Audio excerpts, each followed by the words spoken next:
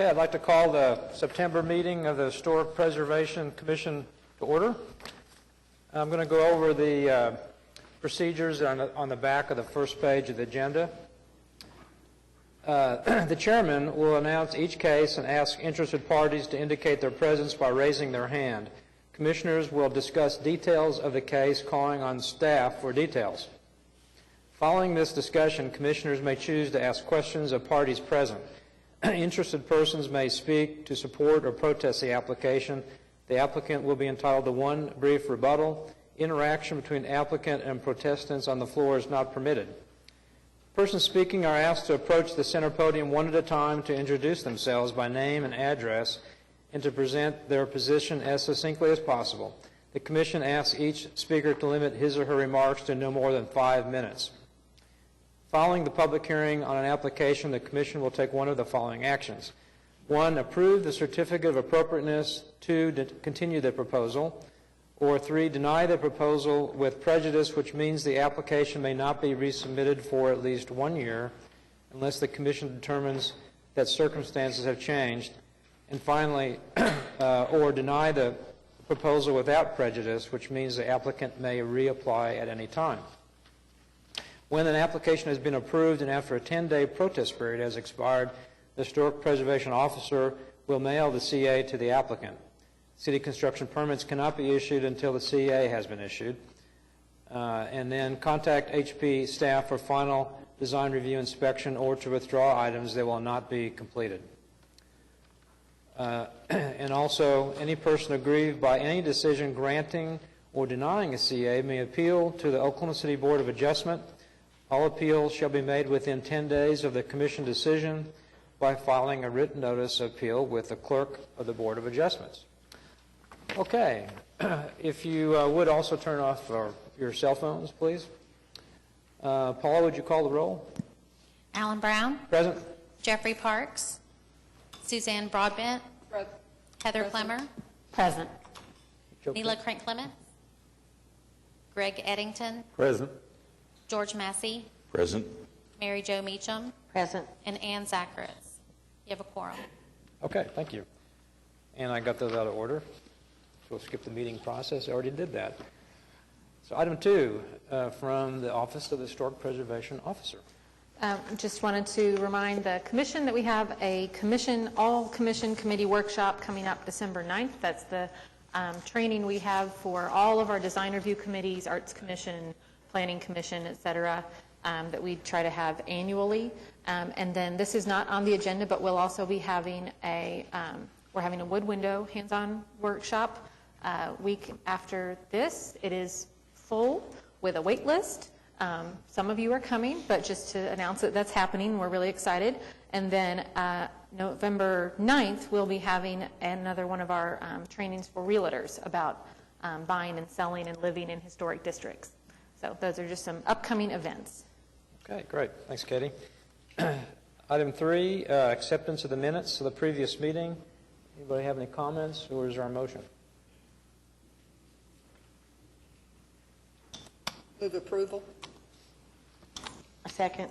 Moved by Suzanne Broadbent, second by Mary Jo Meacham. All in favor? Aye. Opposed? Okay, the minutes are accepted. On to item 4, Code Enforcement Report. Is anybody here today? We have a new inspector for code enforcement. His name's James Hubble, and he will be here next month. We have a dilapidated structure on and talked with him about trying to attend the meetings regularly, but he's not here this time. If anyone has questions on the report, please just pass them along to Angela or to me, and we'll follow up with you. Okay, no comments on that. Okay, on to item 5, continuance, announcements, and requests. Any comments on the continuance requests? Is there a motion? And they wanted to be continued to October 5th. I make a motion to continue HPCA 16-00105 to the October 5th meeting. Second. Is that you, Heather? Okay, then moved by Heather Clements and second by George Massey. All in favor? Aye. Aye. Opposed? Okay, item is continued. And now on to public hearings. Nothing for dilapidated structures, and then we have one National Register nomination. Okay. This is a National Register nomination that was received for the Medical Arts Building at 100 Park Avenue. It's kitty corner from the Skirvin Hotel, if that orients you, and we've got some pictures in the slides. The building is significant at the local level under history and architecture in shorthand. It was built in 1925, 1926 as part of a kind of construction boom in downtown Oklahoma City, and called the Medical Arts Building because it housed offices and facilities related to the medical field. It survived urban renewal and was one of the first structures to have the underground tunnels connect into the building. There have been several modifications to the structure over time, but they're within the period of significance, and they are kind of part of the history of the building itself. You've got a more lengthy National Register nomination attached that relays the history. To my knowledge, this is not for a tax credit project. It's just to have the building listed for the sake of being listed, as far as we know. So kudos to the property owner for pursuing that. Linda Ozan is here from the State Historic Preservation Office if anyone has additional questions. Welcome. Linda Ozan, 800 Nazi City Drive, Oklahoma City. Okay. Any questions you have, I'd be happy to answer them. So the applicant or the owner is just wanting it listed. That's Just unusual. wants it That's listed. great. Not a tax credit project for a Usually, yeah, change. there's a reason. Okay. Any comments?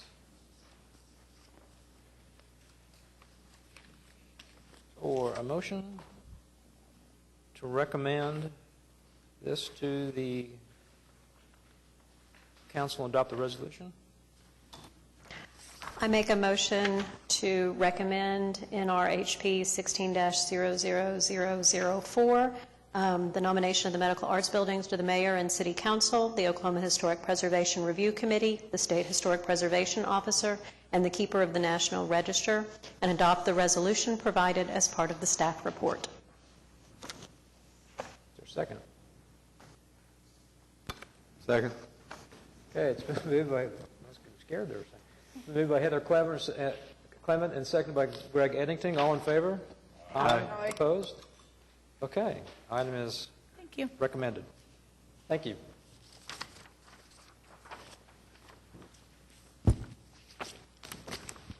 Okay, now on to the consent docket. You have two items on the consent docket. So on the consent docket, they can just approve en masse the items that are listed, and you might not actually have to talk unless there's something special that you wanted to share with us. Does anyone have questions about either? Or want to pull them out, anything else separate? Okay. Your motion, approve the consent docket. I move to approve the consent docket. Second. Okay, it's been moved by Greg Eddington and seconded by Heather Clemmer. All in favor? Aye. Opposed? Okay, consent doc's approved, and you don't have to do anything. All right. Yep, so if you were here for one of those items on the consent docket, 16-127 or 16-137, those are approved and you're good to go. You will get additional paperwork in the mail from staff.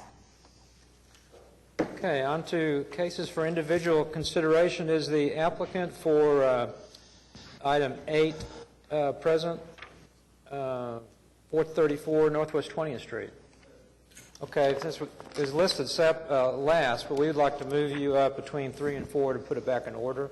So I just want to make sure you're here before we did that. Is there a motion to do that? And I'll explain. We always hear all of our applications in the order in which they were received. So they're HPCA 16- we hear them in numerical order by that. Somehow 16-123 got bumped to the bottom. And so we were going to just move them up to where they were supposed to fall in their numerical order, if someone would. I make a motion to move item 8, D8, to follow item D3. Okay, is there a second? Second. Is that Heather? Okay, it's moved by Joe Meacham and seconded by Heather Clemmer. All in favor? Aye. Aye. Opposed? Okay, so we'll get to you in just a second, and we'll go on to D1. HPCA 16-00081 at 225 Northwest 24th Street, Jefferson Park, Ward 2. Consideration and possible action on application of Falcon Realty LLC by Adam Rayan for certificate of appropriateness to 1, replace roof required, and 2, install flashing caps required. Okay. Good Welcome. afternoon. Welcome back. Yeah, thank you. Actually, it might be not the preferred, but it is still an acceptable method of roofing. We can't hear you very well. Could you How's that now? speak up just a little bit, maybe? Okay.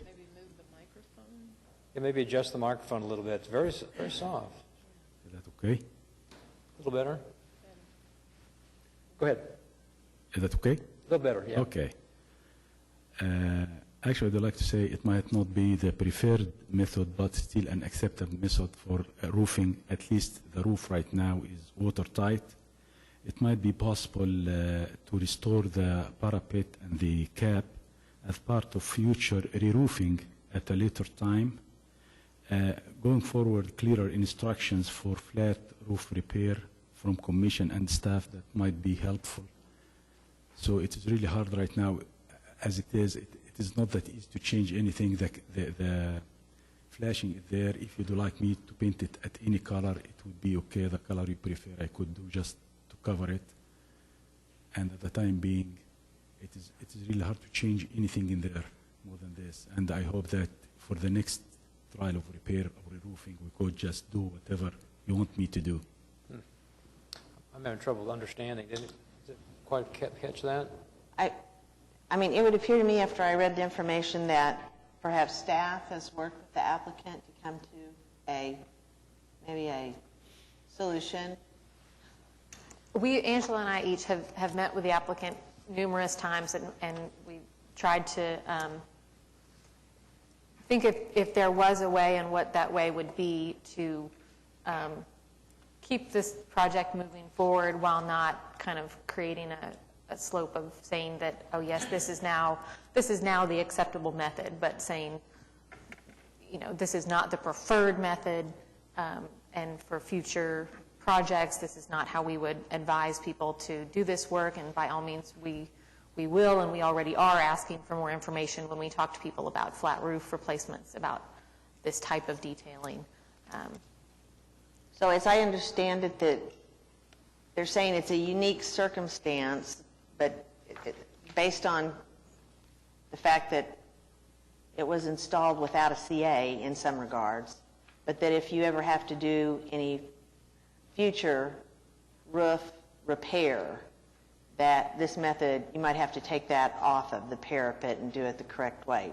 That's why I heard you say you're in agreement with Yeah, that. I definitely Okay, would do good. that.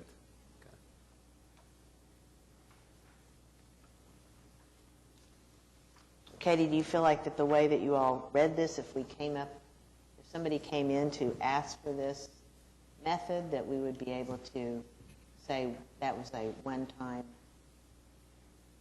approval, or...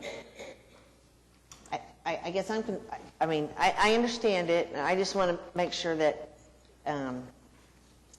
somebody doesn't do it again and then come in and say, Right. this is, well, they did it before, and then it's already done, and now, we Yeah. should be able to get the same treatment. You know, we tell every applicant, and every time we approve something, that those things are done on a case-by-case basis, that every property is different and is unique, and that the circumstances around every project are unique. So I think that's something that we say pretty consistently, both, as the commission approves things and as staff works with applicants. So that's certainly where I was hoping we could get in talking with the applicant. I'll defer to the commission on if that's something that you all feel comfortable with.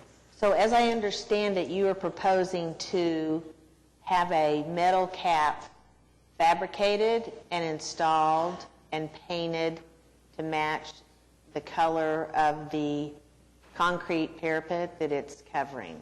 Absolutely right. That would be fitted to the curves and... Yes, it will be well tailored and to fit everything in their curvatures and colors as you need, as needed.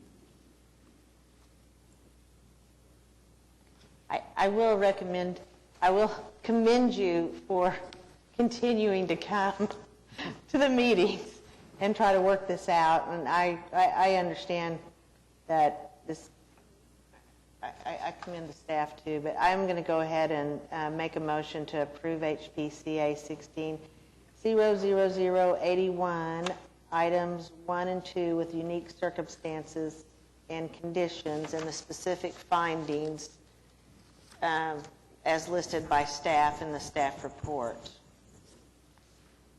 Okay? May I ask a question? Yes, Just, Rita, as far as if someone else did the similar thing to their multifamily flat roof without a CA, then they come in and ask for this, what happens? You would need to be able to distinguish those facts from these facts. Here you have unique circumstances and conditions. So if another applicant had those very same facts and was willing to abide by those conditions and had those very same unique circumstances, you'd be pressed not to approve that application. But every application is unique, so. We've also discussed clarifying the details for this type of application too in the future. So it's been moved. Is there a second? Second. Okay, been moved by Joe Meacham, second by George Massey. All in favor? Aye. Opposed? Nay. Okay, that was Greg. Well, item still passes. Thank you. Thank you so much. As a point of clarification, did Mr. Rayon say he did agree with all of the conditions that were listed, the 3? I think that's what that's what I heard that you read in the beginning when you stood up. Conditions? He said he did agree with those? That is what I heard him saying. Yes, for Right. flash. That was in his original statement. Okay. We can clarify that, but let's see. You made that part of your motion, but good to clarify. Would you like to repeat what you said when you first came to the podium? Like it is not the preferred, but at least it is an acceptable method for re-roofing, and the roof is right now is watertight, and it is possible for the future when we go re-roof it and just do it. First, for sure, I'll come back with for the CA, and I will ask precisely about what should need be done. I'm not going to count on the roofers, licensed roofer anymore. I will come first to you and see what you like to do, and I will go with the roofer next.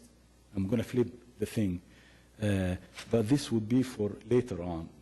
It is really hard because we already just installed it. It is really hard to take it out. And definitely we'll be having a leak after years, nothing permanently occur. Plus, there should, sorry for this, there should be something for the roofers. We are victims as owners, actually. We don't know anything about all these technical issues. We hire only a licensed roofer to come and do the job the right way. They assume they know everything about codes, what should be done and what shouldn't. Well, next time, ask the roofer. He knows about the historic preservation guidelines. Yeah. If I could, But Mr. Rayan, next if I time could- I will come myself and see what should be done. I will not count. I will never count them anymore. If So I they are could- licensed roofer, but If I have could, to let me, come first. I'd like to read the 3 conditions, just to make sure we're all in agreement and be dissatisfied. The first one says that, number 1, that in consultation with staff prior to undertaking work, the metal cap will be modified to form more closely to the shape of the parapet to minimize the visibility of seams and to ensure that it is adequately sealed to prevent water damage. Item 2, that paint be removed from the cast stone cap if possible. And 3, that if in consultation with staff and/or the commission it is determined that paint removal is not possible, that a paint color closely replicating the color of the historic cast stone be applied. And you're in agreement with those 3? Absolutely, we'll do our best Yep. to come to those points. So, sorry for this. To take paint from a concrete or something, especially in a roof like this, it might not be that 100% look nice, but we'll do our best definitely to remove the paint and whatever else you like, for sure, we are willing to do it. Right, okay, well, thank you. Mayor, thank you so much. I Anything appreciate else? your time. Okay. All right. Next case. HPCA 16-00101 at 2808 North Robinson, Jefferson Park, Ward 2, consideration and possible action on application of Notch Properties by Joseph Barisi for a certificate of appropriateness to 1, replace front porch columns and balcony required, 2, replace back stairs and landings required, 3, construct canopy at second south end front entrance required, 4, remove driveway elective, 5, construct fence elective, 6, install new windows required, and 7, demolish garage elective, 8, install parking lot and access in rear yard elective. Okay. Hi, Sam Gresham here to represent the owner. I'm going to Welcome, have some Sam. exhibits here I'd like to pass out. He's not listed. I don't think.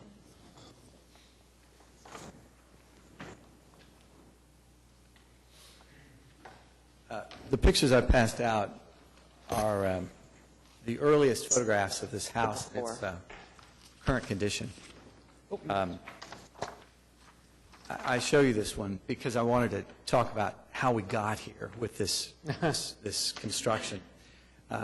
It really is based on what is in that photograph, and it's 2003. It says 2004 at the bottom, which presumably was when it was taken. But the building itself was built in 1919. The original building, according to Sanborn maps, apparently had a large front porch that extended across the entire front. The door, which is the second floor door in the center of the second floor, which seems to be the reason this covered patio is out here, I'm unclear on when that was added. If it was a current back in 1919, if it had been done then, or if it's something that was added later. The worst part about this is that this work was done by owners who didn't know that this was an HB district. I know that doesn't sound like a real good excuse, but it's really the truth. They didn't believe that this was an HP district on that side of Robinson. So they did the work, and so now we're in a position of having to deal with what has been done. And I know that's hard for all of us to deal with, me too, because he wanted me to draw it. But I did, and I think we modified it to the point of using elements of the surrounding railings and porch covers that came as close to matching what I think would have historically been true if this had been an original part of the house.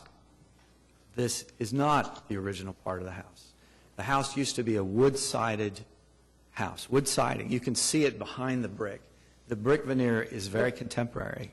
I don't know when it was added. The county assessor has some clues in there, but they're not. It calls this house salvage. I'm unclear on why that term is used in describing the house. But the brick is a modern brick. The windows in the illustration that I've passed out are aluminum extruded windows, so they're fairly, and these were in place when the owners bought the house. They haven't owned it since this predates their ownership. And their idea in when they bought this, having seen this picture, was that they needed to tear down this abomination and put something up that could be more acceptable, acknowledging that there's a door in the center of the second floor that implies a balcony.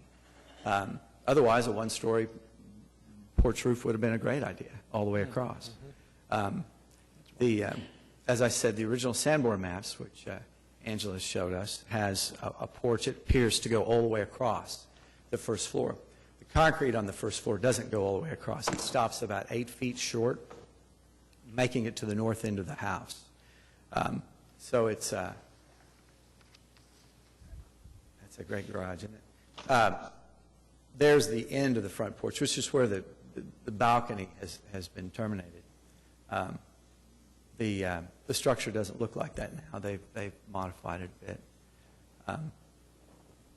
How have they modified it? Well, it has a railing on it, a railing that matches that on the house that's immediately to the south of this one. They've cased those wood posts and added molding to the top and put in a soffit.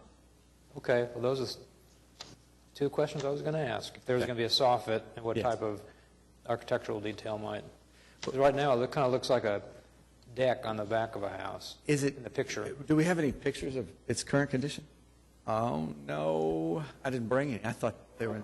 I was just kind of wondering about how, with the state of completion it was in this piece. Well, it's been framed. It's been framed.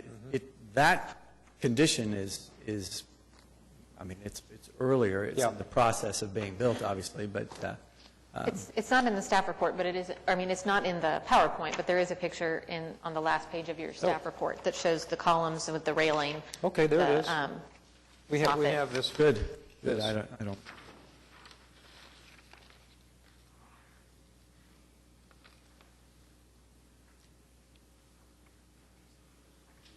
You know, molding along the base of the columns would probably look, molding along the base of the columns would probably be, It's a crown mold. right now the wood just dies into the concrete. Some sort of trim would be good. Well, there's supposed to be a trim. The details, and again, they should be in the packet. Those were actual. Yep, but it looks a lot better. We don't. Yeah, I was just suggesting something on the base of those columns.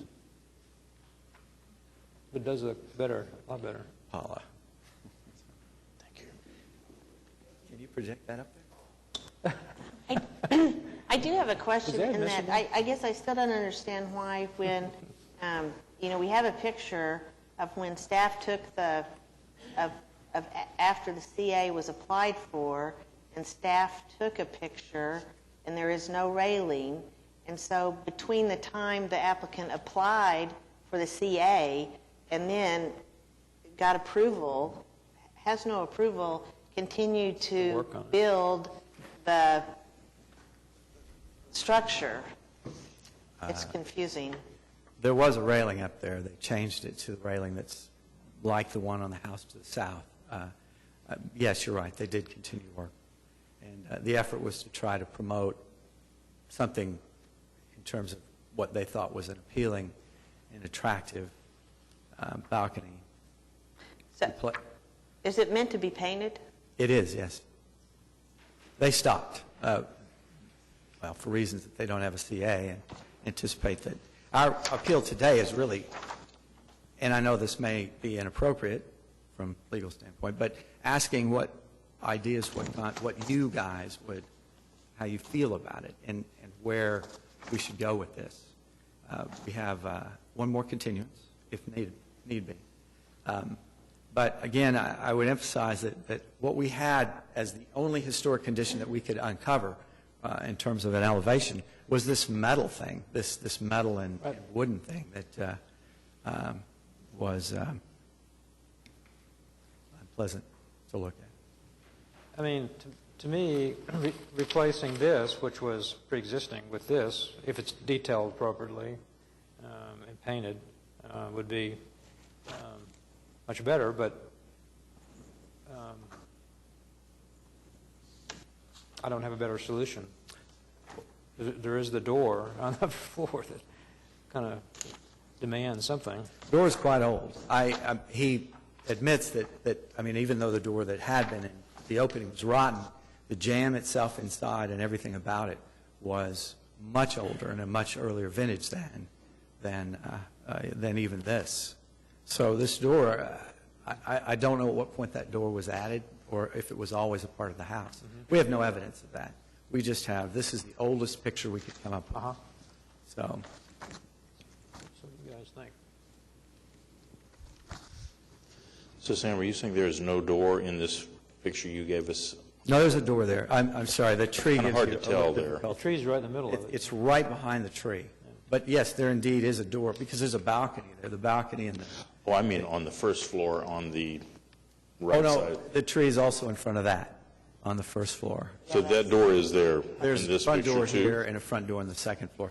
That's an unfortunate angle for the photo. But at close, if you were able to zoom in on the picture, you can see the outline, the edge, peeking out from the sides of the tree. So this was, do you think this was always a duplex? It was always a duplex, Always? always. Because this, I don't know, this picture, we have right here, it just doesn't look right to me that the windows on the first floor would have been like that. That door on the right side looks like an afterthought. Well, I've been in duplex. There's duplexes in the neighborhood. That are like this? Where you have the doors on the right side or left, and the staircase goes all the way up the side of the building to the front. Entry of the second floor. front door I've seen some of those too, but this I just don't doesn't seem think right. that's unusual. Katie, I don't, you have a staff recommendation that says the porch should extend to the south end to be better proportioned. Could you discuss that? So as we've looked at this with the applicant and tried to think of what would maybe look more appropriate and would be a good response to the reaction that folks have had about the proportions of this deck not seeming right, we said that perhaps if the porch roof and the deck, the balcony, whatever we want to call it, matched the footprint of the concrete porch and extended all the way to the edge of the house, making it more horizontal and less kind of square and boxy, that maybe that would be more compatible with the structure and look more appropriate. That was just a hypothesis. I think in general, we've felt like this did not look like something we typically saw on the front of a structure, but that we do see porch roofs and sometimes porch roofs that incorporate a balcony that align with the front porch and that extend all the way across the front entrance. And, you know, unfortunately, we don't have a great sense of how this building has evolved over time. There's many elements of it that now don't match up with what the Sanborn maps show. The applicant said that there's evidence of wood siding under the brick. So it's difficult to recreate a historic condition when we don't really know what that historic condition was. Pardon me, I'm Joe Barisi, I'm the owner of the house. To try to answer the board's question a little bit better on that, when we bought the home, one of the reasons for our mistake was all the materials when we bought the home were fairly new, as Sam said. It was a metal and aluminum balcony. The evidence that still exists of it is the post holes that are still in the patio there and the anchoring behind the balcony that we built.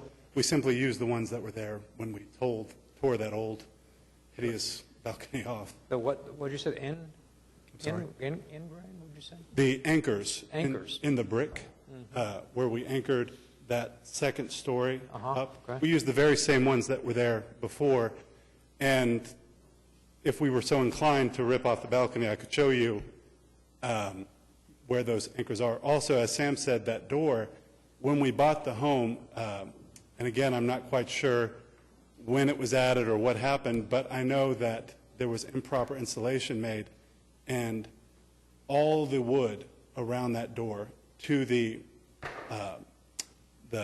wood siding, not siding, the wood ties inside under the brick was rotted out. We had to completely replace all of it, but we did and replaced it exactly like it should have been before it was rotted. As I was saying, the patio, I know we do have the Sanborn map that shows it goes all the way west, but there is no existing, when we bought the home, there was no existing evidence of any of that. There are no post holes that exist on either side of the balcony farther out, around that second door to the right.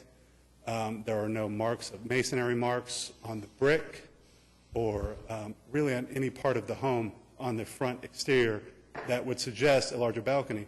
When we replaced this balcony with wood, partly because we thought it was a more appropriate material and overall look for the area, we simply copied the same dimensions of the balcony that was there that we tore down, except trying to make it into a more appropriate looking structure. We actually copied the house that is directly to the south of us, the detail on the balcony, and that was basically our mindset. Sam, did you say that the siding is behind the brick? Siding is behind the brick. Wow. Where the windows are attached, some of the trim has been pulled away. And it's that double bubble stuff, that lap siding that It's wood. It's wood siding. It that's a was thick wall. originally a wooden house. So probably this, you said that's a modern brick and not a historic brick. Oh, that's a So factory the brick. balcony was 1990. probably added when they did the brick, changed everything. So take all the brick off, you could probably see what was there. Just kidding. Any comments, questions? Again, we do intend to paint it. I'm sorry to interrupt. I've got a question for you on the back stair. The way that the stair run goes past the edge of the house. I turned it in the new design. We redrew that piece and turned it in as a revision to that. You revised this? It turns, yes, we did.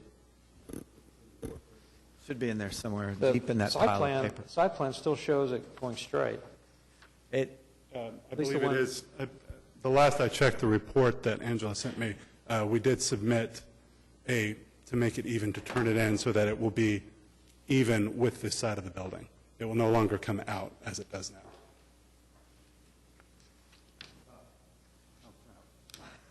Okay.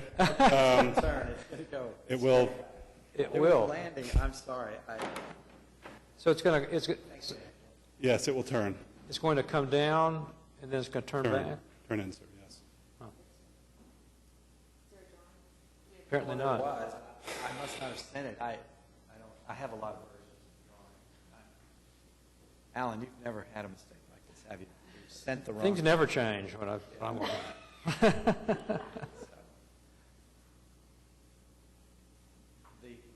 That was specifically addressed, and I know I drew that detail, and clearly I didn't send it to Angie, so Well, I was going to say that the site plan that we have shows the driveway actually set back from the house, so I was wondering if you were aligning it with the edge of the driveway. Just, that was my question, that was going to be my question until you said that you were changing the stair. we changed it. We changed it so that it wasn't visible, flush with the side of the house. Okay. So. Alan, can I ask you a question? Do you have an opinion about whether, if, I'm going back to the front, if it went all the way across as opposed to this partial one, if that would be more compatible with the structure? We talked about that a little earlier. There's the steps coming up that are offset too.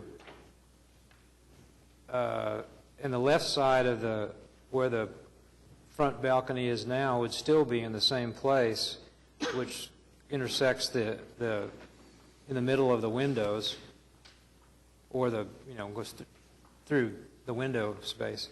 I almost think if you're going to take that approach, I would set it all the way to the right and align it with the steps and not so much the full width of the porch.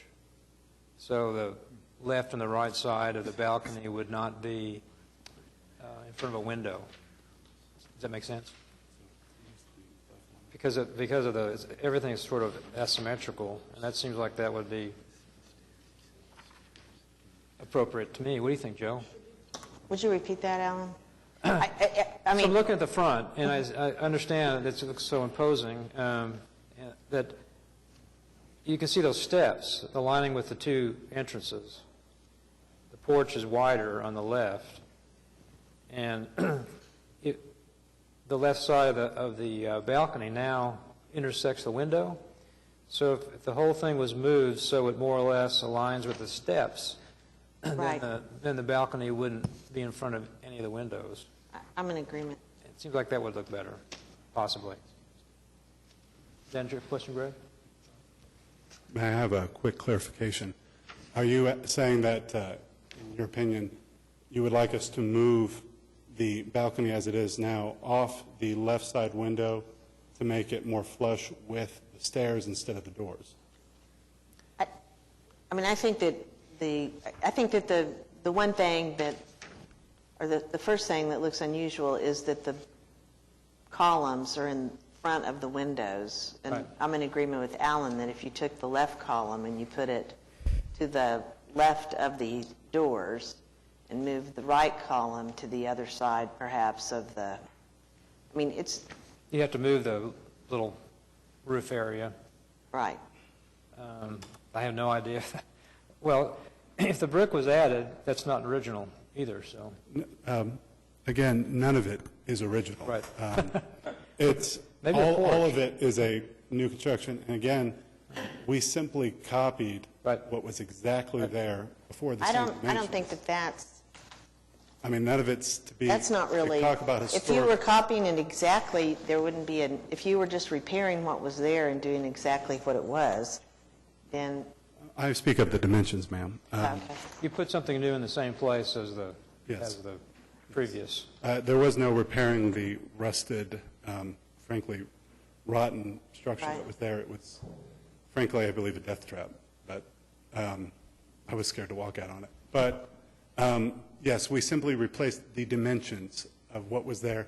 And what was there, and there is no evidence nor pictures to give us guidance on any other kind of balcony. The earliest pictures we have show it exactly in that dimension, Right. in that orientation, towards splitting of the windows, which Right. I know is an issue, and the centered on those doors. The way I would understand the guidelines would be that in those instances, then we look to, other architecture in the neighborhood. And I would say that then the columns sitting in front of the windows would not be a common design, I The guess. house to the very south of us actually does have that very feature that you speak of. And this kind of connects to, let me see which number it is. It's the one with the number 3, construct canopy at second front entrance. That was also something that the staff had discussed, that having that second entrance door, which did not have any kind of covering on it in the 2004 picture we have, that in constructing that canopy, that also is throwing off I just did pick up on that. the dimension. Yeah. I mean, it's throwing off the spatial We can easily features take that as off. well. We can easily take that off. If you believe that would satisfy the board. But again, if it's just about bringing it to how it was before as far as dimensions, yes, taking off that covering on the second door to the right would be the only thing that we did different as far as dimensionally, spatially, to when we bought the house and to when it was put forward as an HP protected property. Again,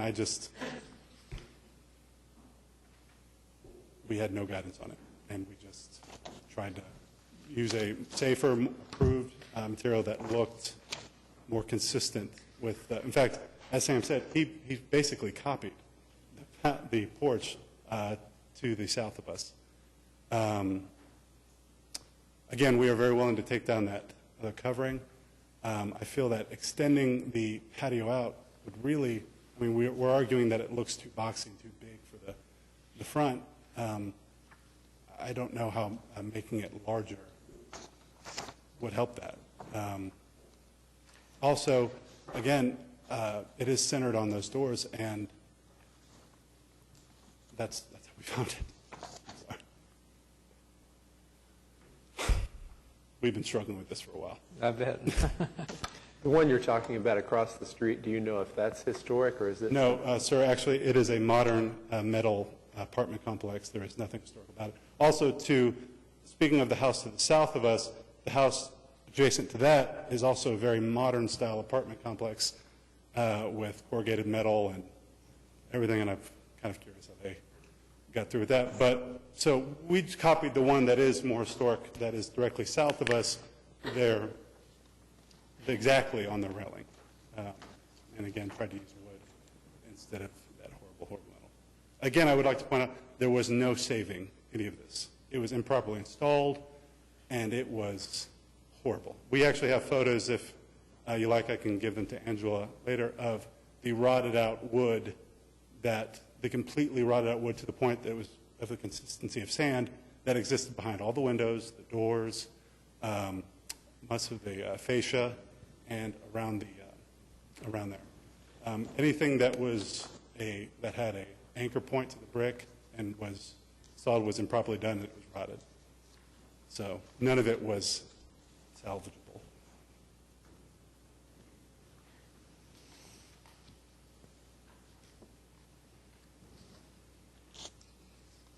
I promise it's going to look great when you paint it white.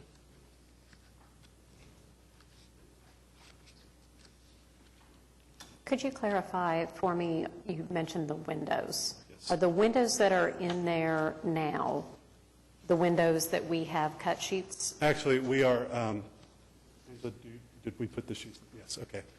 Yes, in your sheets you should have, instead of these single picture frame windows, we are replacing them with, as is in this photo that you received, how it used to be of these double paned windows. It'll be aluminum wood siding, aluminum wood clad. Okay. And yes, we are 100% doing that. Okay. So again, the line of that balcony splitting those windows will be actually lined up with the lines of those windows. That makes it better. The line, say it again? Well, okay, as in the photo you see of the earliest photo, where you see it has those double pane windows, we are going to bring those back. We're going to reinstall, not those particular windows, new ones, obviously, but, and I was thinking that the lines would help offset the oddness of that balcony splitting. You mean the mutton bars would, Yeah, the porch columns would align not with quite the on the- mullions not quite on Mullions, between sorry. the windows. Very close. These, putting these back? Yep. Yep. so it'd be a 6/6. You're going with 1/1, correct, on the windows, not the original 1/6? Those are 6/6 on the bottom, aren't they? In that old photo? They are 6/6. Six. Those look, that opening looks to be infilled Yeah, looks, anyway in the Yeah. old photo, so I would imagine those are not historic windows Yep. either. none of The- it. The windows above look, And Angela can tell you 101? that we found this out later to our Totally detriment. different. But apparently there was a change that had been made that had not been approved to those windows. So yes, none of them was historic. None of them were historic, pardon me. Again, that's one of the things that led us to believe this was not believe the woman who sold us the house that it was not historic, because none of it was historic. It was all modern materials. And silly us, we believed the nice old lady.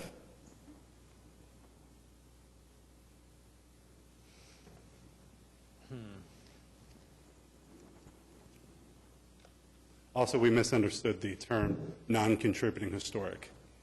So,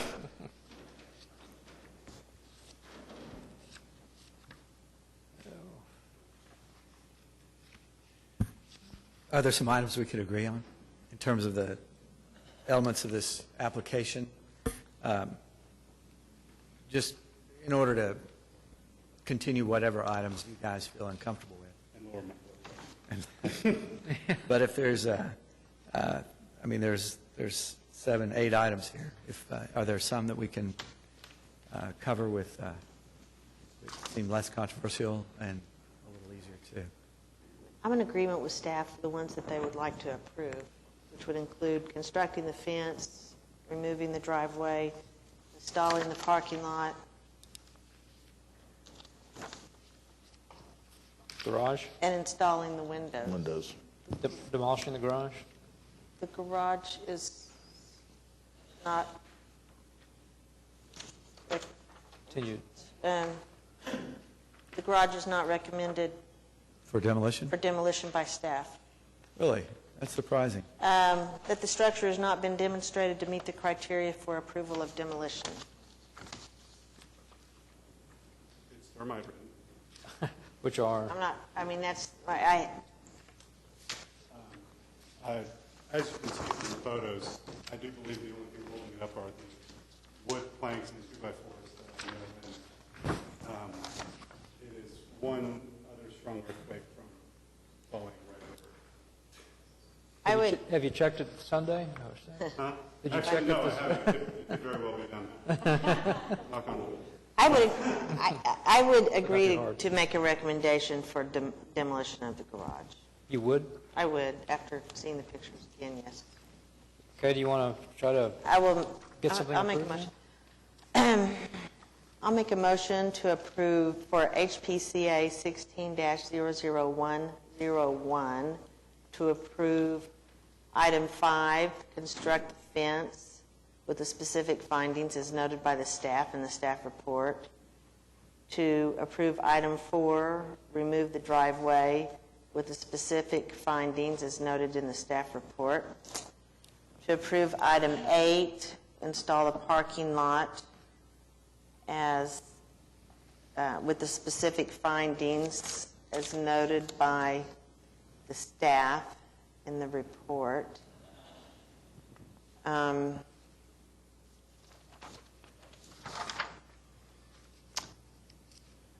To approve item 7, to demolish the garage with a specific finding that,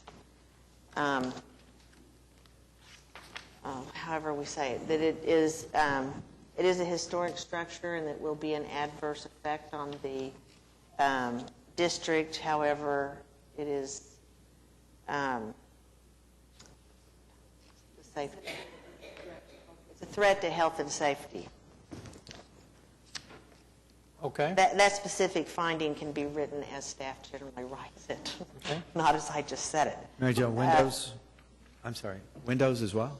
Or was that? That's the next one. Oh, pardon. And and approve item 6, install the windows with the specific findings as noted in the staff report. I will second that if the applicants will verify that with all of those specific findings, they are in agreement. Yes, we are. Okay, because we didn't really talk about the fence, and there's some specific findings there that apply to. Okay, then I will second that. Rita, do you have a comment? No. Okay. Moved by Joe Meacham and seconded by Heather Clemmer. All in favor? Aye. Opposed? Okay, so those items are approved. On ground. And so now we have left 1, 2, 3. Is that it? 1, 2, and 3. The balcony, the canopy, and the back stairs are the remaining items. So you talk about the back stairs. We intend to provide the drawings. I guess that could be a continued item. It was a mistake that I hadn't sent the proper drawing. But it will be flush with the side. The building will not be able to see it from the side. Will that, Would you like to take another look at 1 and 3? Is there a continuance? Well, I would like to make just my final comments. Is one, I think that, I don't think that treated lumber or cedar with knots, unfinished lumber like that is appropriate for historic districts. It's all just my comment. it's proposed all to be painted. But, I'm sorry? It's all proposed to be painted. Okay, I don't like how it looks when it's painted. That's what I'm saying. It's not a smooth wood. It's not really, it's not a material that's similar to, this is just my comment on this. I'm not saying you have to do it. so anywhere, front or back?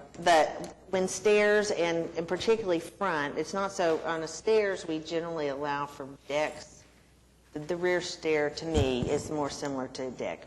On the front, it just seems like, to me, it's a better design to use wood that is, has a smooth finish. I apologize, but for clarification, you approve of the back stair, or the back? I'm saying the back stair, these are just my personal comments, that the back stair is more similar to a deck, and we do seem to approve. I'm not so against that. On the front of historic properties or in the district, I just think the smooth wood is a better choice. That's just my comment on that. Thank you. And I don't think that any of us really, I don't have an idea for the design of the porch. And if you have other pictures of other ones in the neighborhood that are exactly like that and they are historic, then maybe that would be better to bring to us, but So those should are we my comments. continue 1, I would 2, make a and motion 3? to continue. Continue 1, 2, and 3? Yes. I would make a motion to continue items 1, 2, and 3 for HPCA 16-00101 to the... We can continue to October 5th or to November 2nd? October 5th is October fine. 5th, okay. That means, but that would mean you have to have your information in By Tuesday. Tuesday. So you all would like to see a photo of the building that I spoke of to the south of us that we copied. Those are just my comments, that would be, you've mentioned that it was identical to a neighboring building, and if that's historic, then maybe that would assist. We're leaving it up to But you. he said it's not. What? He said it's not his. I I'm sorry, thought so you said it the was. building directly to the south is. Okay. The one Directly to farther, the the south, one you said. continuing south of that is not. Leaving up to you to what information to bring back. Is next Tuesday enough time to do all that? If you want to look at a new configuration? Yes, it is enough time to do all that. You can work all weekend, Sam, is that okay? Are you good with that? All right, And we'll get you the right detail on the backstop. so it's moved to October. Is there a second? Excuse me? Yes, October 5th. Is there a second? Second. Moved by Joe Meacham and seconded by Heather Clemmer. All in favor? Aye. Opposed? Okay, continued. I appreciate it. Thank you. Next month. HPCA 16-00110 at 807 Northwest 24th Street, Paseo Ward 2. Consideration and possible action on application of Time in Hu by Tammy Tai for certificate of appropriateness to 1, replace driveway required, and 2, install carport required. Okay, welcome. Could you sign in, please? Your name and address, and state your name.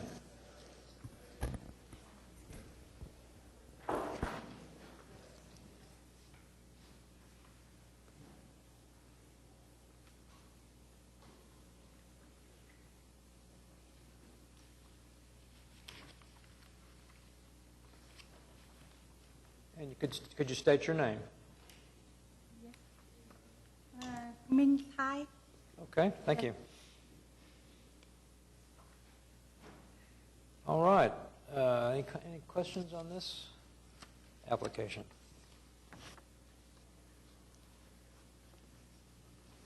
Ms. Ty, were you aware of that you needed to submit an application for this type of work for your neighborhood? No?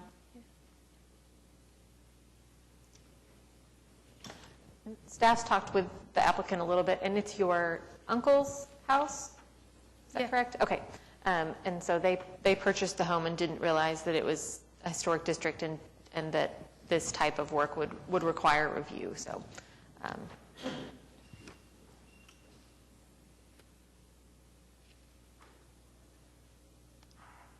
Have you looked at or talked about with your uncle about the guidelines and how it addresses carports? No? Because first he moved in, we don't know about, we need to they almost fell off, and he need to put a car, and he don't understand English very well, so. Unfortunately, this type of carport is not allowed in this historic district. Okay. So now we need to remove, right? I think so. I think that would follow the guidelines, because unfortunately,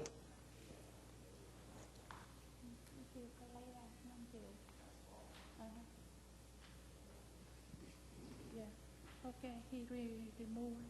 he agrees. Yes. Agrees to remove it. Okay. Oh, okay. Okay, I would, let's see. I think what we could do is continue that, and then staff can administratively approve removing the carport. And so the commission can continue the application, the item to install it, and then we'll administratively approve the removal. Okay, so do we need to approve item 1? Or just Item 1? continue both? So 2 will continue, and then on item 1, that was to install the driveway, and the driveway extends now over in front of the house and creates kind of a parking pad. So that was another piece of it that was done without a CA, and that we did not recommend approval for. Is there a portion of that you're suggesting that they might remove? Is this So, I mean, typically, we would say the driveway can be widened up to 10 feet in width. I So, mean, the drive lines up with the garage In the back. in the back. yes, We're talking about the part, the front and the the part side. that goes across in Right. front of the house, right?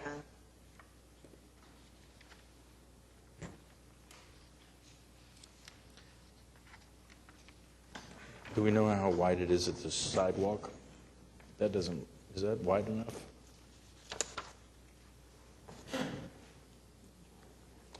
From the street to the sidewalk, it seems to line up with the approach. Right. Yeah. But we don't know how wide it is, the first part of the driveway. Right. It's a little less than normal to me. I don't know, maybe it's just, Oh, here's the before. Yeah, it may be a 7 or 8 foot could be 10. driveway, and that we would allow to go up to 10. Yeah, up to 10. Are we talking about asking the other pad be removed? Here's, What are you showing me? that's the original. And that's the Right. before. Right. Did staff have a recommendation for, I thought there was I guess I was going off. Oh, okay, more than 10 feet. Does the extension from the driveway, the concrete, does it go to the new sidewalk in the front of the house? It's hard to tell. I mean, does it connect the driveway to the sidewalk? Or does it just fill in? The paving for the driveway goes all the way across to the front steps, doesn't it? Yeah. So you can Did it walk- do that before? Yeah, No. they have before.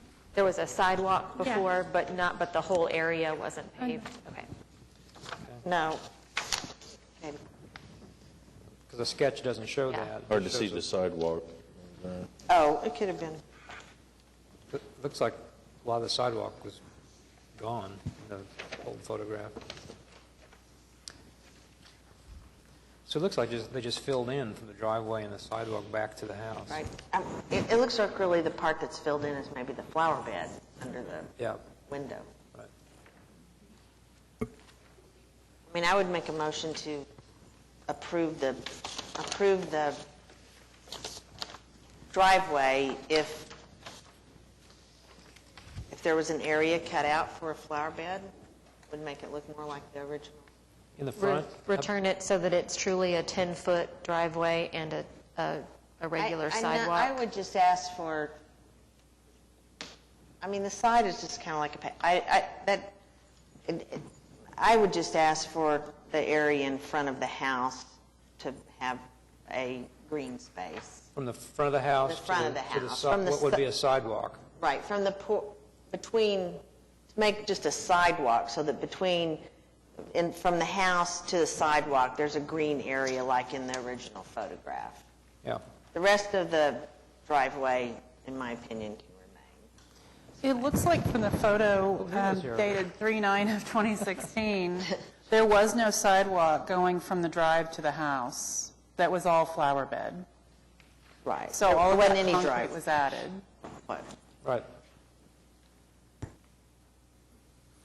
I mean, I understand that. We do approve sidewalks in traditional ways to link up the driveway to the front door. I think it's Or we still have- difficult to tell. It looks like, I mean, it really doesn't look as if that new paving connects to the sidewalk that runs to the street off the front porch. Well, that's what I was asking. It looks just like a parking pad, Oh, like you're going to pull up in it? which, I mean, that's not something that I Oh. would see that is approvable by the guidelines. And we just don't have an accurate picture. And the sketch really doesn't No. show it the way it is. Could we continue that one, and they could bring in an exact drawing?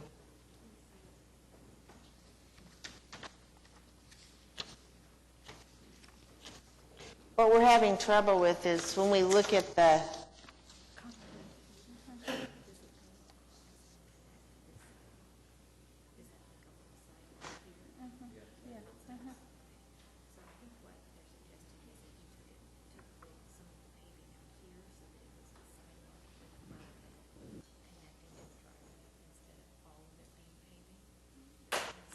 Yes, okay, I need to take out here.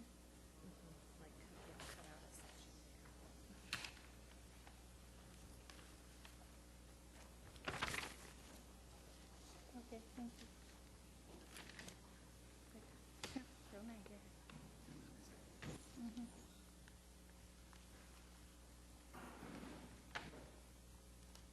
So, yes, they confirmed looking at the drawing that it does extend across to connect up with the front walkway currently.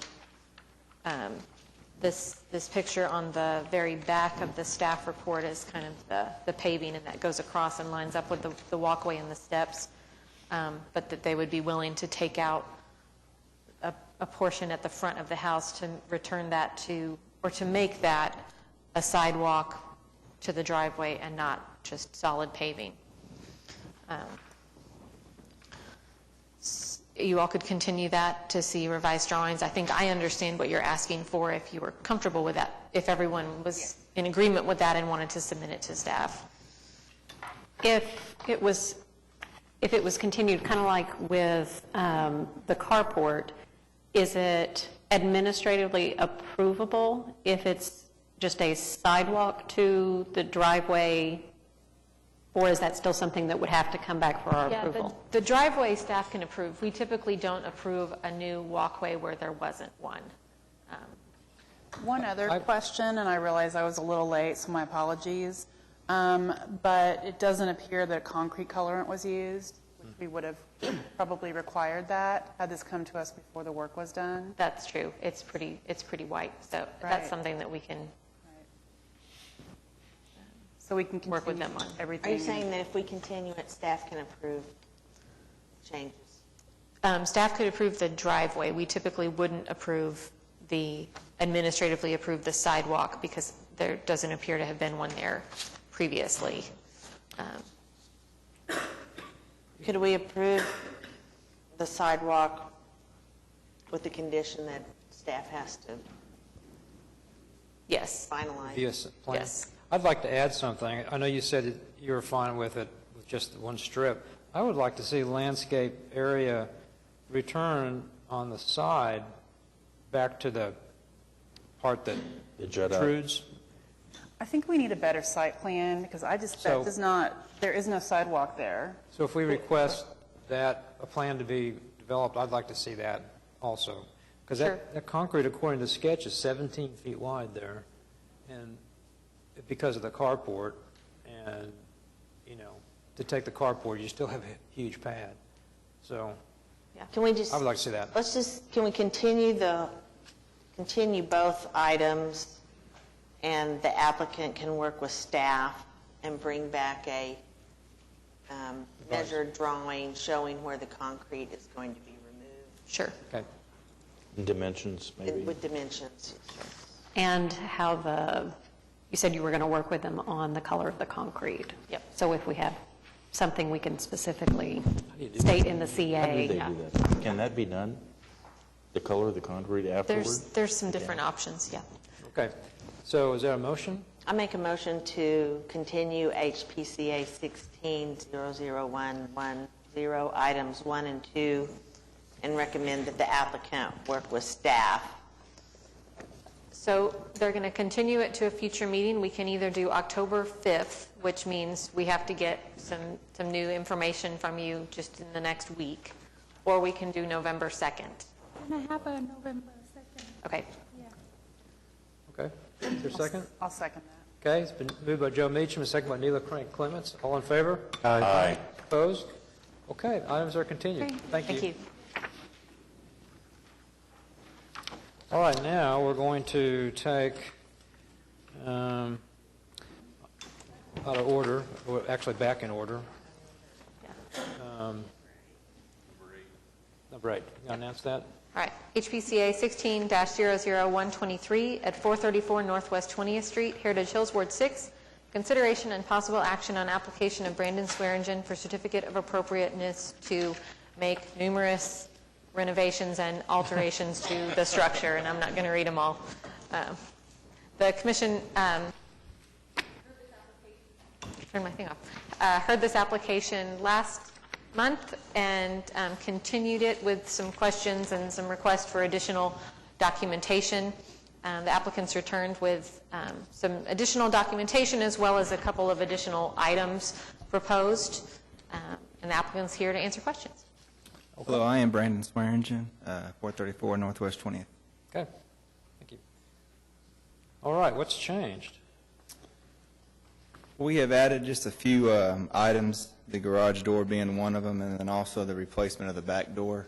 The current back door, not the one that we are proposing to add to go out to the deck. Those were the main things that were added on there, and we have added a lot more drawings and documents to propose or to support our proposal. Okay. So previously, the commission saw the deck on the rear of the house and the installation of French doors. There's been some new drawings provided for that. The commission also reviewed replacing the soffit on the front porch. They've provided some more photos for that. The front porch of this house, as far as we can tell from the Sanborn maps and then seeing pictures through the years, originally was only in the center of the house, and then at various points has been extended to the east and the west, and the roof was connected with what was a separate porte-cochere. So they've proposed some modifications to the whole front porch to kind of make it look more consistent across, taking architectural features from one end and continuing those to the other end. I think that's the other major addition to the application that you'll see.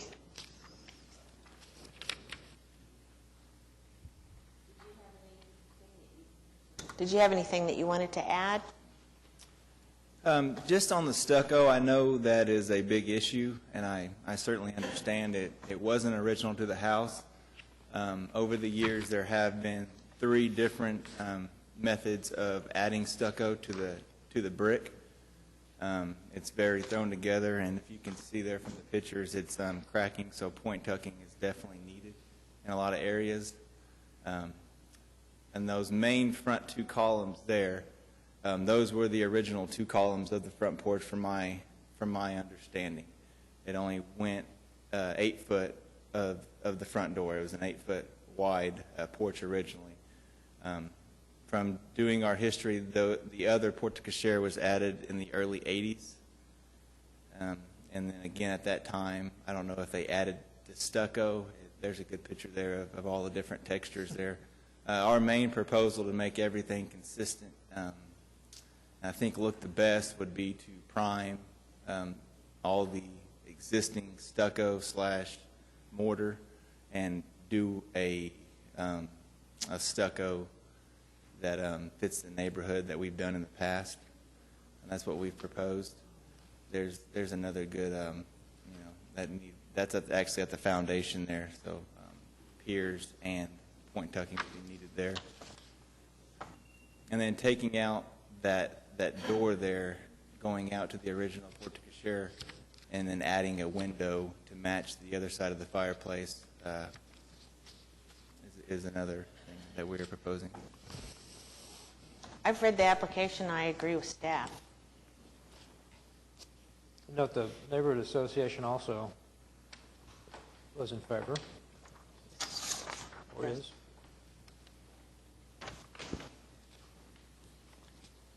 So all these items, no question? I read them all. Okay. No questions from me. All right, anybody else have questions? I make a motion to approve HPCA 16000123, items 1 through 16 with the specific findings. And are there any unique circumstances? And unique circumstances as noted by staff in the staff report. And conditions. Okay. Specific findings, conditions, and unique, what is it? Circumstances, as noted by staff in the staff report. From us or from the applicant? From the audience. Oh, okay. Is there any comments? That's right. Let's see. Resident back here before we vote.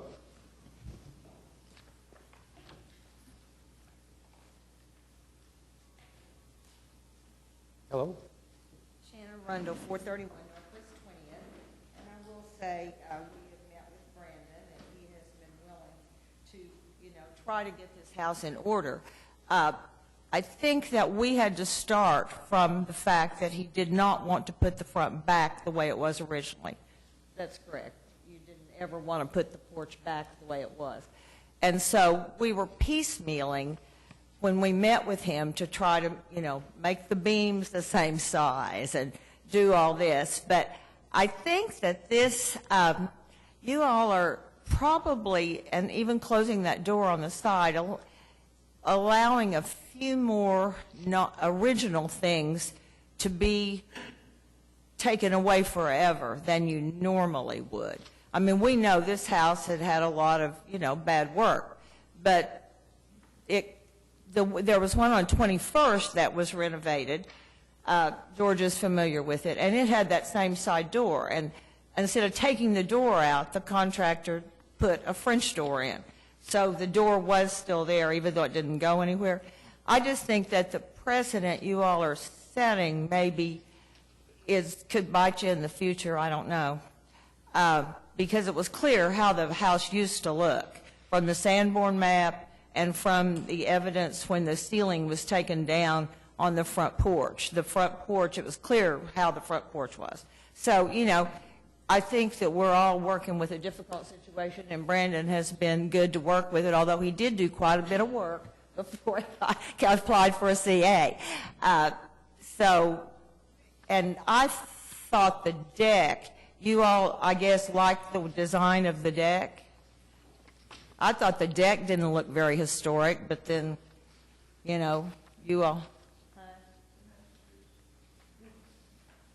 The back deck doesn't match.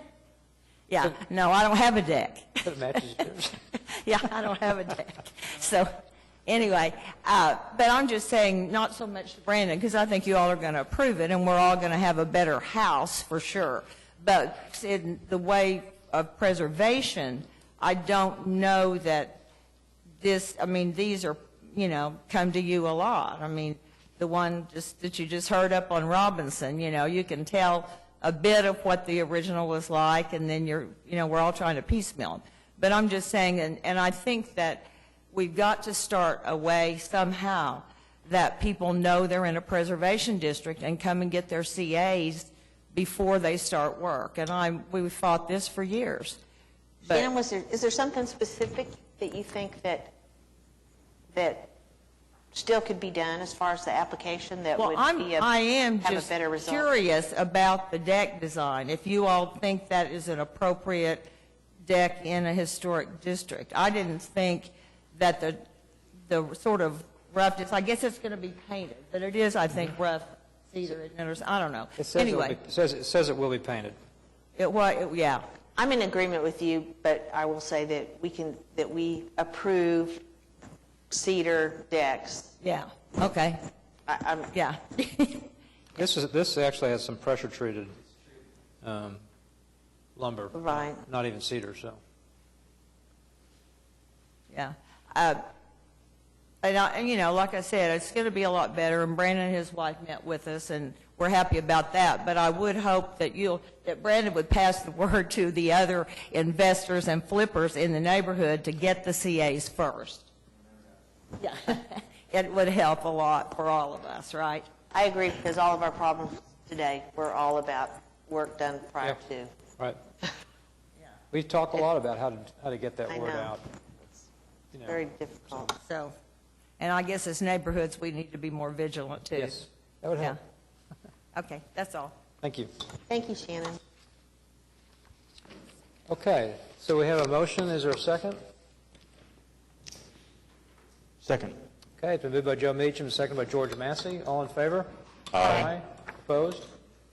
All right. You're good. Thank you very much. Okay, back to number 4, HPCA 16-00129 at 612 Northwest 28th Street, Paseo, Ward 2. Consideration and possible action on application of Jennifer Needham by Aaron Worley for certificate of appropriateness to 1, demolish enclosed back porch and closed door elective, demolish accessory structure elective, 3, remove windows and install patio doors, elective. 4, replace windows, elective. And 5, remove storm windows, elective. Hi, my name is Aaron Worley. The property is 612 Northwest 28th Street.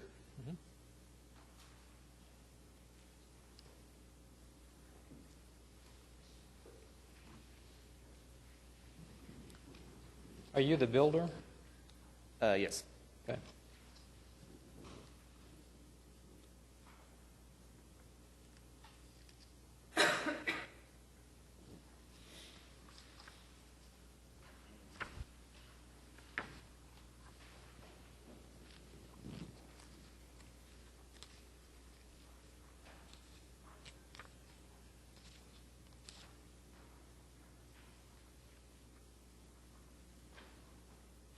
Okay, any comments on this? Questions?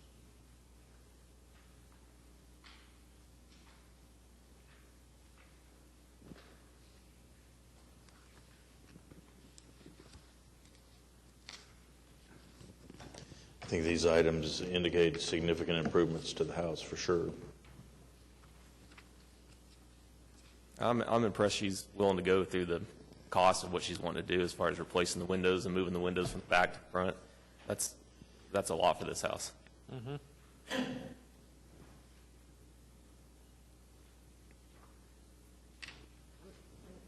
I'm in agreement with the staff report. They recommend approval of all items.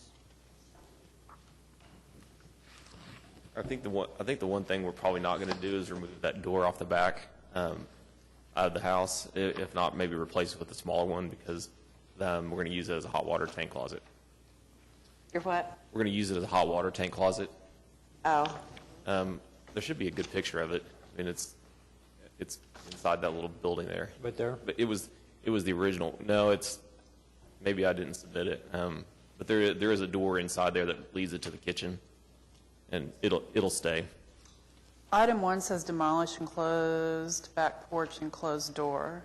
Is that the door? There's a door there's a door that leads into the house from that this structure. door? Yes, ma'am. That's it. Page 21. So that's an original door to the house, probably. Well, it's the original opening. It's not the original door. Yeah, I mean, So are you just going to keep that door? Probably need to replace the door, I would think. It's going to stay the same, but we're going to just replace the door. So is it going to be a door to the water heater? Yes. Hot water heater Yes, from the ma'am. outside? That's correct. So you would need to submit that door for approval. We need to change, what item is that? Katie, you made a change. Did you hear that? Oh, no, I did not. Yeah. So he's keeping the door on page 21 of 25. He's keeping the door opening, right? Correct. But he will need to add a new door, install a new door. So we'll need that spec sheet. Okay. You'll need that. I'm sorry, would you repeat that? You say you'd need that. We'll need a spec sheet. We need to know what door you're Okay. proposing. So we would be changing item 1 to demolish the enclosed back porch And replace door. and replace the door with the condition that you would submit that door to staff for approval. Okay. Is there preferences for what type of door? I mean, I would prefer a metal door. I know that's not appropriate as far as historic, but as far as a... What kind? We generally do not approve metal doors anywhere on the structure. Okay. Back doors can be an aluminum-clad door, fiberglass, wood It could doors. be aluminum would be fine. Okay. You just need to bring a picture of that Yep. to the We're good. staff. Or- Send them. Or cut sheet. Right. Okay. Okay?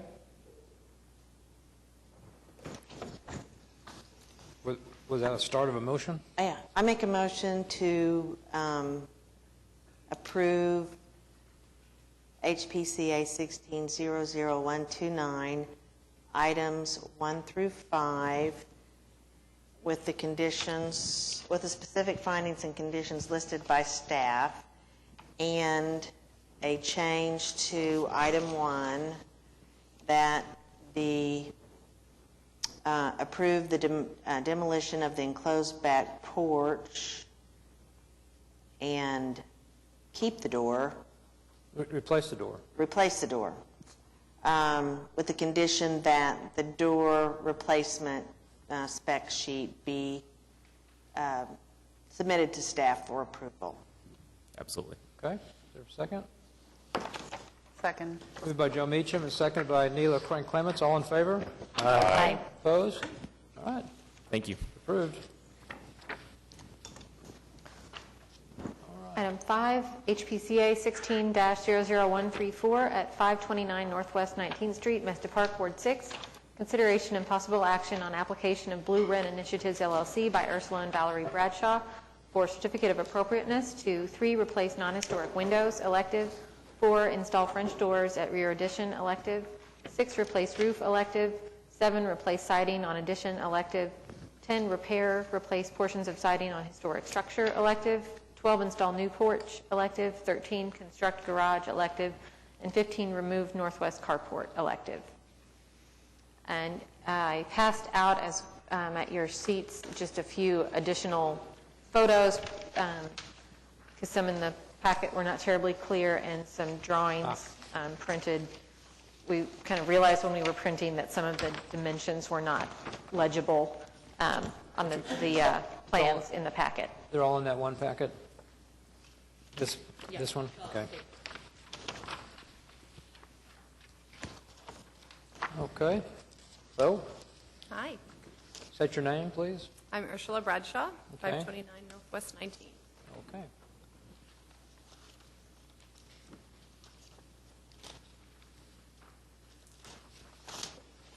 Any questions? Applicant? No comments? So, Katie, the additional information that was submitted, does that answer the question of, for the continuance of the porch, I believe it was?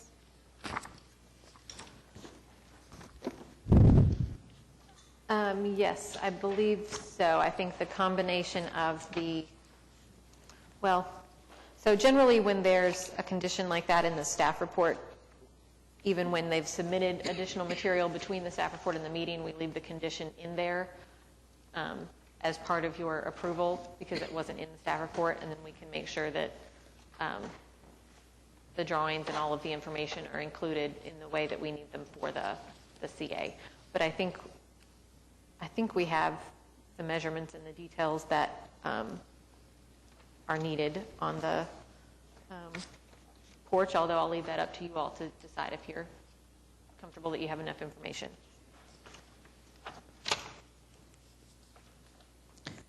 Is there a drawing that details the wood trim and the size of the trim?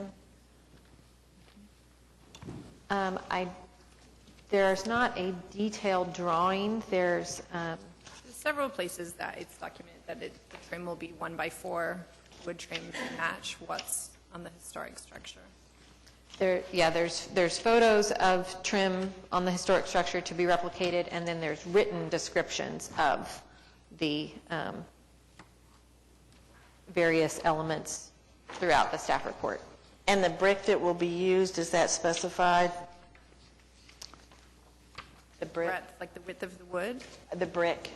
Oh, the brick. I have a spec sheet in there for the brick for the porch, including the color.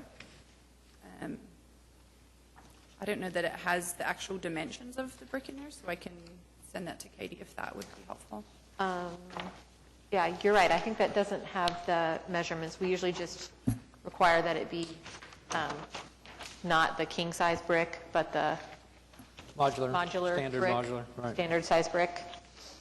And the one shown in the, that's what that is, but if it's helpful for you to add. So on the one drawing, there's brick columns, there's brick on the side of the steps, and then is there old brick, existing brick on the side of the house? There is, yeah. I mean, what you can see in the photo there, so when you're looking at the front currently, there's just that cement porch to be demolished, and then the vertical siding goes all the way to the ground.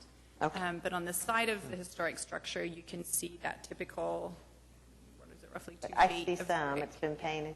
Yep, and it's So are you taking all of that, all that siding's coming off? off the vertical siding of the front, yeah. And so that's in there to be replaced with horizontal siding to match the rest of the structure.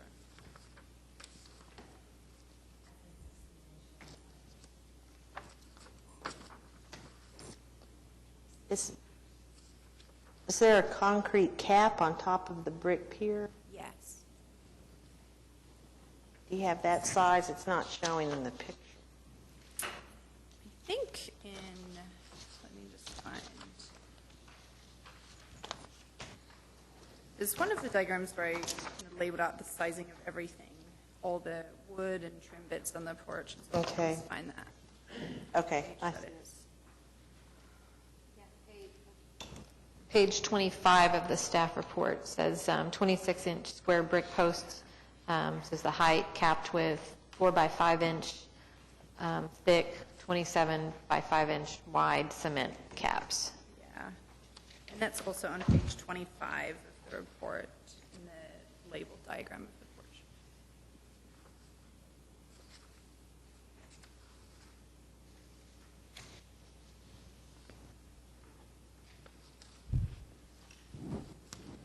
The existing stem wall is brick, right?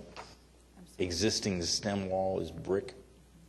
So this photo we see here, there would be replaced with this other brick? Oh, you mean on the historic structure? Just exposed. No, I was just showing that it was.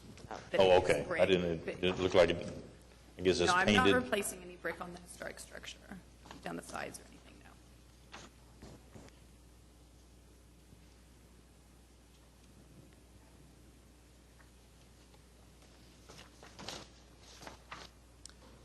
So this is just to indicate that it's going to stay brick. And also just to show, like, at the back, the addition, it's just kind of showing that transition from the historic structure that has the brick at the bottom, and on the addition, the siding goes all the way to the ground. So the wood on the sides and the front, above the front door, it's all wood? The siding is wood. Siding? Is it- Currently, it's aluminum siding over the entire structure. Oh, okay. So what we're hoping to do is remove that and repair. Okay. If there's little bits that need to be repaired, but basically remove that vertical siding and replace it with matching wood horizontal siding.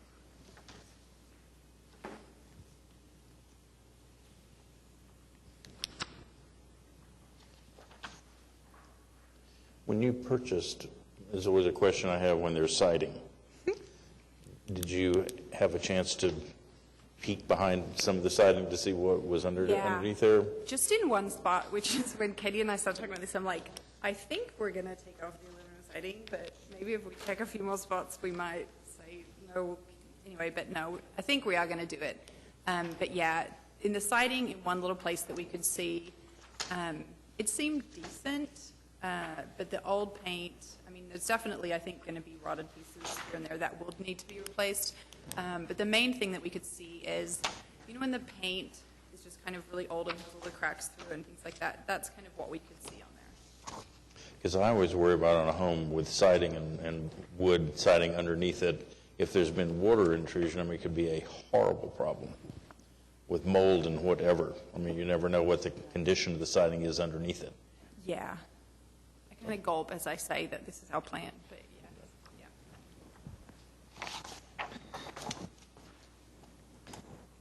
I make a motion to approve HPCA 16. I've got a question. Okay. I guess I'm not understanding the items. Where does it say that there's a new addition? No, it's an existing addition. Okay. Sorry. All right. There's an existing older addition that you kind of see it step in there. Here? Yep. So that's What about this part? that's all there. It's So there. it's Okay. a portion that we think was maybe a porch enclosed, and then an addition behind that. And there's a swimming pool?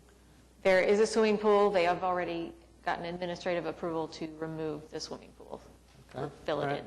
Okay, I'm just trying to read the drawings. And I had one question. I know it's just kind of picky. But the floor plan's on the garage, and I guess there's no comments about the two-story garage. Oh, I just hadn't gotten there yet, but I'll. Okay. But the dimensions are messed up, basically. And I know it's a picky thing because I think it's just off on the drawing, but if somebody's going to inspect, the drawings don't say what the dimensions are. They're jumbled. Do you see what I'm talking about? If you look in the new additional packet. materials, there's new floor plans. But they're the same. Oh, is it the same? Look at the dimensions. I can't tell what's being dimensioned. They don't go to the windows. To the what? Sorry? To Like the window. Well, it was described, it also was described in, Well, I just think you need to Oh, I see what you mean. The lines don't quite line Right. up with what they're giving you the I can't read measurements the of. numbers, right? So I think it needs to be cleaned up before we approve. because it says in the report 22, so is that right? 22 feet by 20.5 feet for a footprint of 451. I'm talking about the locations of all the windows. If you look at the dimensions, Oh, okay. I can't read it, and it can't be confirmed or inspected. Oh, okay. It's, as an architect, it's not correct. So I'd like to see that cleaned up. I think we know what you're intending. It doesn't affect the aesthetics for the renderings. So, those questions. George, you had a comment about the garage? Oh, just to go on record again, I may be the only one who cares, but I don't think that meets the guidelines to replace a one-story with a two-story because it says the new one, the replacement, shall approximate the former, and approximate means to come close to or be very similar, and I don't think a two-story is very similar to a one-story.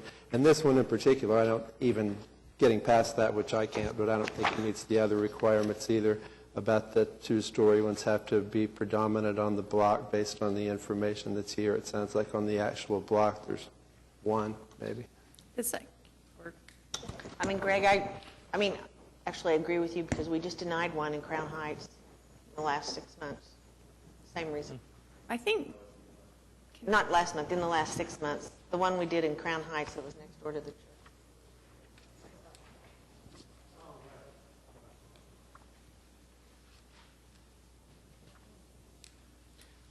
So, just a little bit of extra information in there.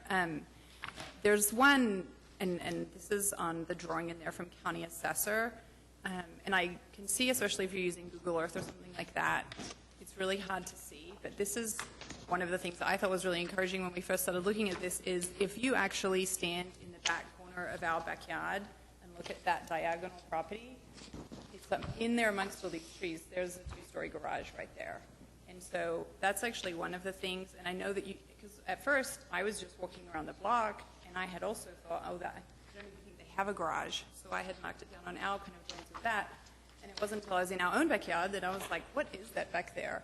And so that is actually in there, but the other part of it too is the block, I think it's literally this house and maybe 2 houses more, maybe 3, and then it's all multifamily, and so it just seemed, and by multifamily I don't mean something that looks like a house, but it happens to be duplex. It's like almost apartment-like, and at the back they just have the rows and rows and rows of carport parking and things like that. So I just don't really see how that is, I don't really see how you can sort of look at predominance on that street or on the block when that's what the makeup of the most of the block is.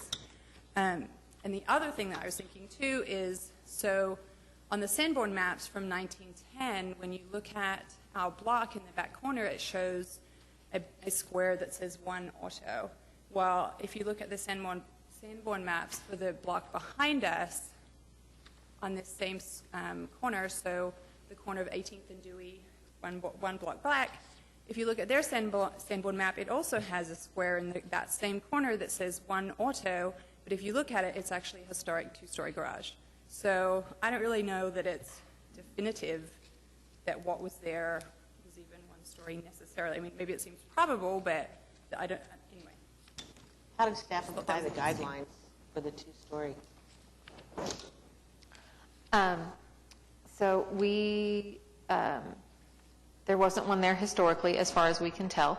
There doesn't appear to be one that's truly abutting. Although, are you saying that there is one that's abutting your? You just can't see it from the street. If you stand in the backyard, it's like back in there behind all these trees, and it looks like, and I'll kind of show you, I drew it on here if it's helpful, because if you look at that county assessor map where you were drawing on what's what, it looks like the block right behind me is 100 feet wide with one house on it, but it's not. It's two houses. And so it's actually really, and so they sort of have fences in weird places, and so I couldn't, anyway, but the one thing I can tell is that my neighbor, they're back, like they have their garage with a fence on it, and that goes down, and if I was to continue that line back, that two-story garage is behind their garage. So I was like, that's kind of abutting. I mean, I don't understand what's going on with the property lines, but anyway, that's what I can see. It sounds like that we might need more information. The other thing that we discussed and that that I looked at was the kind of comparing garages along Dewey, north and south, in addition to on their actual block, because the garage, based on the proposed location and based on where the historic garage appears to have been, would be visible off of Dewey. When I just did a Google Earth, drive down the street, it seemed to be half and half, one-story and two-story garages that front onto Dewey. So that was one of the things that staff was thinking was worth consideration. Maybe we should continue item 13 and get more information on what she's talking about, which I don't quite understand, and what you've also said. Okay. We don't know what's on Dewey. You all said this. We would like to see what you're talking about. I mean, they did provide, the map is provided by you. What page is that on? Without taking photo of every 37. house. 37? And I'm not seeing Sanborn maps in this application. They're included, because I included them as well. Why can I? There is one on page 28 of the staff report. Okay. 28, I saw that.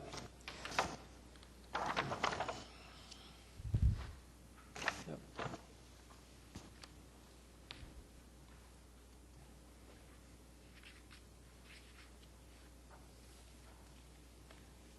What are we looking at on that? I was just looking, I'll make a motion. I think you might have provided, enough information, but I'm not sure if. What do you think, Greg? You brought this up. I might drive by and so I could understand it better if we continued. As it is, I'm not comfortable voting for it. So are you okay if the garage is continued, if other items are approved? Yeah, I guess obviously if that's what you want to do, that's fine. I guess I would just like then to have specific things that you do want. I mean, I guess what's the reason to continue it? Is it just because he wants to drive by it, or is there something you want from me? I think that just the information is, even though I think you provided that written part, maybe a clearer map from either staff or yourself or a combination, it's without everybody going and driving by, I don't think it's really clear how many two-story garages are actually in your neighborhood. And then you're saying you just saw one. Is it on your map? Is the one that you couldn't see from the street on your map? map? My map is going up and down Dewey. Right. So no. I just think that a clear, really just the map and maybe not as much written description, but just take a larger area and mark where the two-story garages are. That would be, I think, helpful. And I can work with you to get more information about the one that is potentially abutting your property as well, and make sure that we've got that confirmed for everybody, that it is two-story, whether or not it's historic, and that it's... The reason why we've had a lot of cases where it gets down to the meaning of the word abutting versus adjacent, so this comes up frequently, so that's why we're... Sure. So let me ask you just to clarify one more thing, because I guess what Katie and I had discussed is sort of regardless of the block that it's sitting on, where this is visible is on Dewey, and there's a whole lot of 2 stories up and down there, and not just kind of at 14th, 15th, where there's huge houses and then none. It's really all up and down the street. And so I guess just to get, I mean, is that, do you see that as being relevant and important, or are we really just care about the abutting property and never mind that?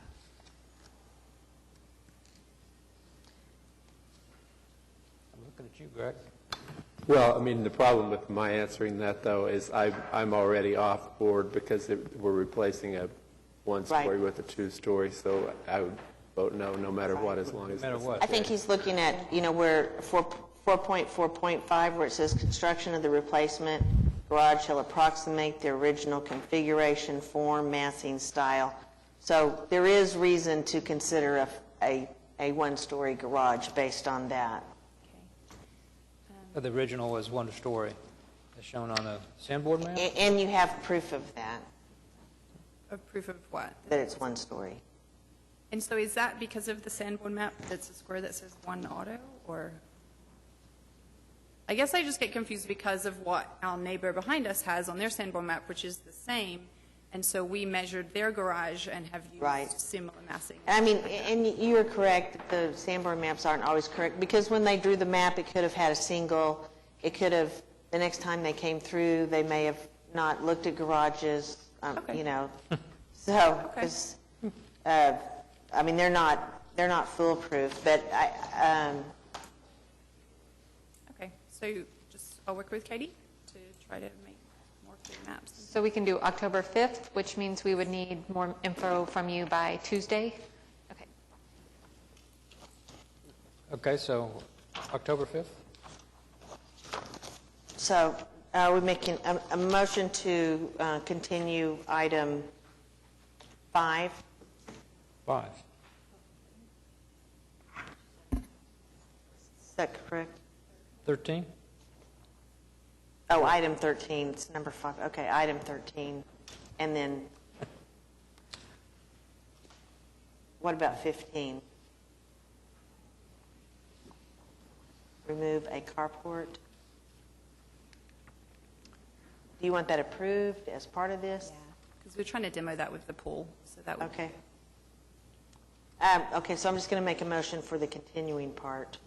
Make a motion to continue item 13 of HPCA 16-00134 to the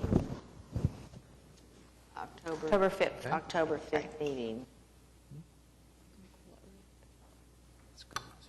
Second.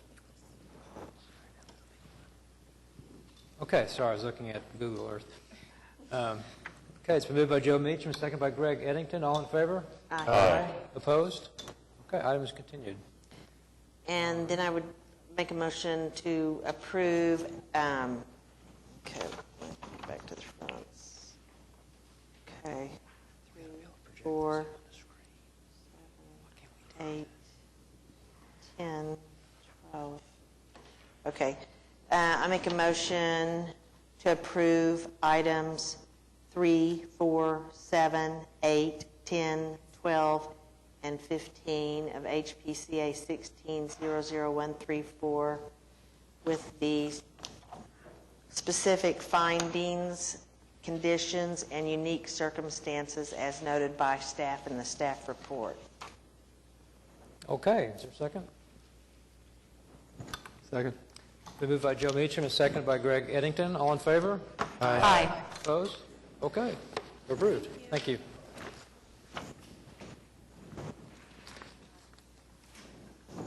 All right.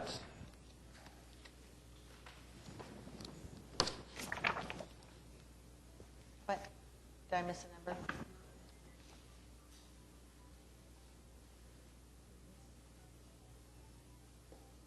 Did we miss something? Should she come back? She just left.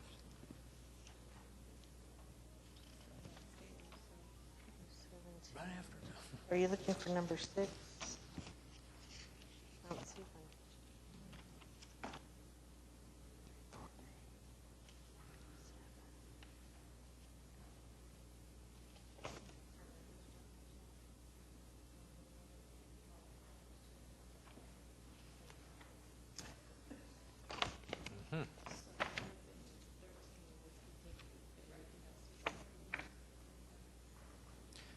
and I didn't add on to that last motion, I mean, the previous continuance, but I know it's a picky thing, but I'd like to see the drawing correct. So, See the what? the drawing correct when she resubmits or comes back for continuance, the garage. Oh, Okay. Sorry, we had numbering issues. HPCA 16-00136 at 2304 Northwest 26th Street, Shepherd, Ward 2, consideration and possible action on application of Jonathan Ranke for certificate of appropriateness to 1, enlarge lot elective, 2, replace an enlarged driveway elective, 3, replace stairs at kitchen, porch, and rear entries elective, 4, demolish existing garage elective, and 5, construct garage elective. Okay. Applicant present? Doesn't look like it. All right. As far as the enlarging the lot, this is an applicant that owns 2 neighboring properties. And his driveway is very narrow and is right along the current property line. This is a house that has steps on the side that come down and extend into the driveway. And so he would like to sneak a couple of feet from his other property, which is next door, so that he could have a usable driveway width. Is that a vacant lot next to his? Yes. Yeah. And it's on a corner. So both properties will still be within the allowable kind of property Area, minimum area, you know, the sizes that are, the widths and depths and such that are required in an HP district.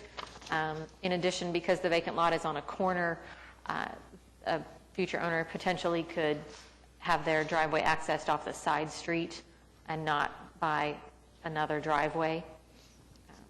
So staff did not have any objections to that.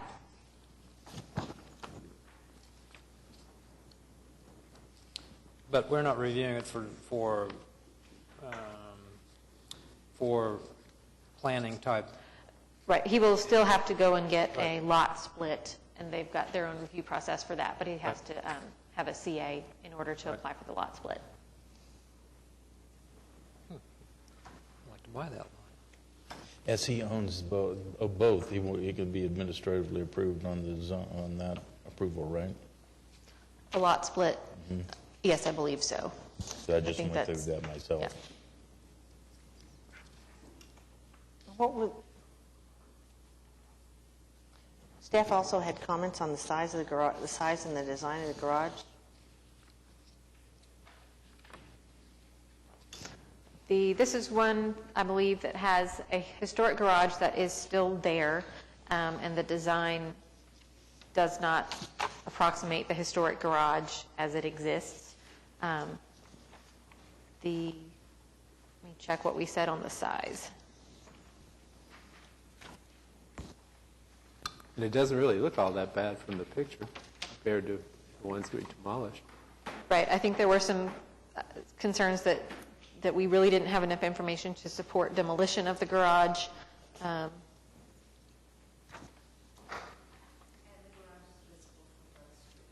Okay. And yeah, with it being a vacant lot, it's going to be highly visible.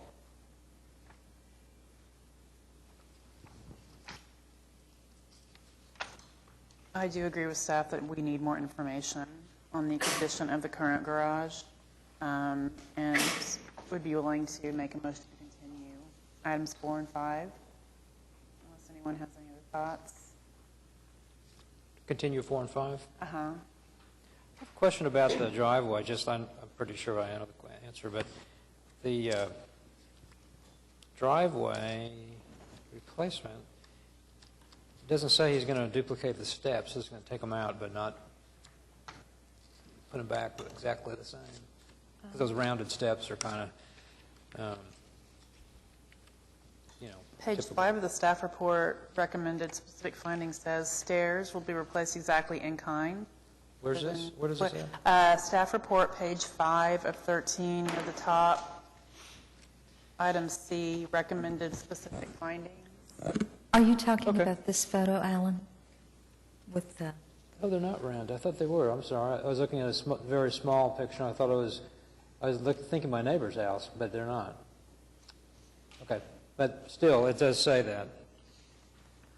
I didn't pick that up. Thank you. Okay. Angela, have you talked with him? Do you know if we're continuing something? Should we do October or November? I believe he is actually anticipating being first heard in October. First heard. But he has not submitted any additional documentation to support the removal of garage doors. Okay. So maybe we want to give him to November since he's not here. Okay. Okay. So November 2nd. Okay.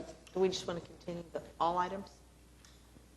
I think the first three are approvable. I've looked at the guidelines and everything. The lot enlargement fits within the guidelines. The enlargement of the driveway does as well. And then the stairs are just being replaced in kind. Right. So it seems to me that those are okay. Okay. So I started a motion to continue items 4 and 5. I guess I'll continue that. Started there. Okay. Okay. Second? To the November 5th? Second meeting, items 4 and 5. Okay. Is there a Second. second? Okay, it's been moved by Neela Crank Clemens and seconded by Heather Clemmer. Okay, all in favor, say aye. Aye. Aye. Opposed? Okay, items 4 and 5 are continued. And I would move to approve HPCA 16-00136, items 1, 2, and 3. Second. Okay, it's been moved by Neela Crank Clemens and seconded by Greg Eddington. Findings? Excuse me? Oh, yeah. Findings? And those- With the specific findings that are listed in the staff report. I don't Greg. wish to add anything. Greg, do you accept that? Yes. Okay, it's moved by Neela Crank Clemens and seconded by Greg Eddington. All in favor? Aye. Aye. Opposed? Okay, items 1, 2, and 3 are approved. HPCA 16-00138 at 101 Northwest 21st Street, Heritage Hills East, Ward 6. Consideration and possible action on application of David and Sarah DeWitt for certificate of appropriateness to 1, replace front porch floor required, 2, install roof ventilation required, and 3, install attic access and porch ceiling required. We did have a letter from, I believe, just an interested neighbor supporting the application and I see that. and encouraging approval. David, did we give that to you? It's just very brief from Alicia Sullivan. No, ma'am, I didn't see that online either. Okay. I'm not familiar with that. David, didn't you used to live in Edgemere? Excuse me? Did you used to live in Edgemere? Did you live in Edgemere Park? No, sir, I used to live in Nestor Park. Nestor, okay, I remember you, I just couldn't remember. Okay, that's it. Okay, questions? So David, staff has recommended continuance of all items. We had a chance to look. Yes, ma'am, I read the full staff report, and I wanted to ask if, I wanted to have a kind of an explanation and discussion on some of the items. And I know I'm the last one. Thanks for your patience. On the porch floor, I apologize it was changed without CA and that the materials were changed not to the exact historic recommendation. The backstory is that we had to remove the bulk of the porch to make space to repair the supports on the front wall, and the wood was not salvageable. And the contractor observed that the property to the west has 1x6 smooth boards as the porch, made the assumption he could do the same. The next time he went to the house, it had a new porch. That's how it happened. And I understand that the guidelines state that the 3/4 inch tongue and groove are the most ideal material and product for the porch. But I ask if there could be any consideration for a variance, given that the material is still smooth. It's not a bulky 2x, so it doesn't have a high profile, and that it's not, perpendicular to the view of someone in the right-of-way, and it may not detract from the historic nature of the front elevation of the house. But that was replaced unplanned, and it That's where we are now. Do you want to discuss that, or should I go through the other two items? I don't know how you'd like to handle these.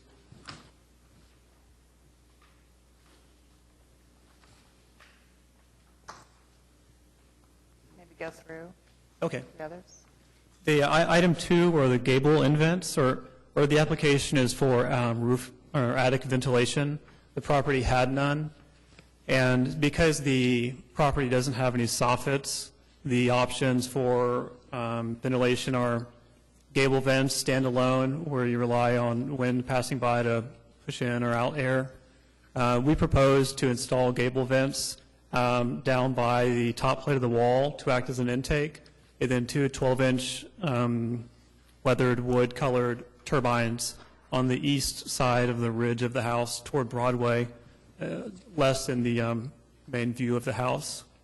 And the staff, there's a picture of one of the ones that was installed. I apologize. I know it seems like just asking for forgiveness here, but I told the contractor not to install them once I saw them there, and he didn't relay the message fast enough. But what we have are 12 by 18 steel louvered vents painted white, set into the trim, and surrounded with, I think, a 2-inch wood trim board. Staff notes that they are not in the center of the gable, and they're offset due to the location of that 4-by wood bracket. The selection of the east and west gables was to avoid putting them on the south-facing gable, the predominant one, so that they wouldn't be such a big alteration to the property. And I don't have a solution for centering the vents. I don't know that 4-by is not structural. I presume it is, or if not, it seems to be an important piece of the architecture. But the whole application is for the two that you see there, and then an additional one in the back of the property. There's an issue with the materials. They are steel, not wood. If I don't know if the materials are negotiable, but the metal would be more resilient for against weathering. The louver is less likely to break in a hailstorm or such. Did you think about attic ventilators on the back slope? Some type of, turbine or something? I'm trying to think if we have a true back slope. It's not a... There may not be enough slope there, I don't know. Maybe not. The idea was to have the two turbines kind of near the north and south ends of the ridge so that we could cover as evenly as we could the expanse of the attic. So you have 2 vents? How many have you installed? In the packet, I have an aerial map of the gables. There are 3 gables. It's not a symmetrical roof plan. Oh, I'm sorry, there are 4. There are 3 that face east and west, 2 to the west, 1 to the east. And then there's the predominant one on the south elevation. Okay, which drawing are you looking at? What page is it on? Let's see.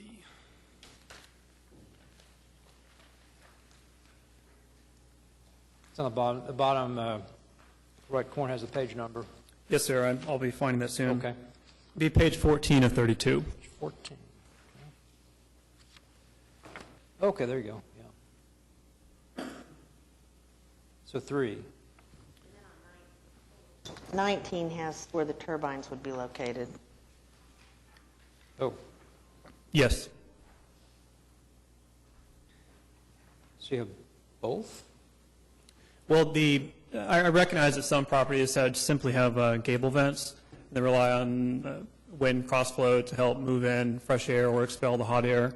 And to really ventilate the attic, I wanted to have a true intake and outtake ventilation system. So the use of the gable vents is not traditional, but as opposed to them being mounted high, they're mounted as close to the top plate as possible, so we can have some elevation change from the gable vent intake to the turbine on the ridge. An old house, we're just doing everything we can to try to insulate it, or ventilate and insulate. We'll put an R38 in the attic also. Mm-hmm.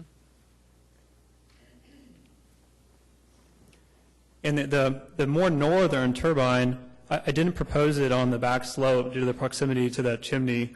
I without being up there, I didn't know how big it was, but I thought it'd be safer to propose it on the east side to not interfere with any other framing around the chimney.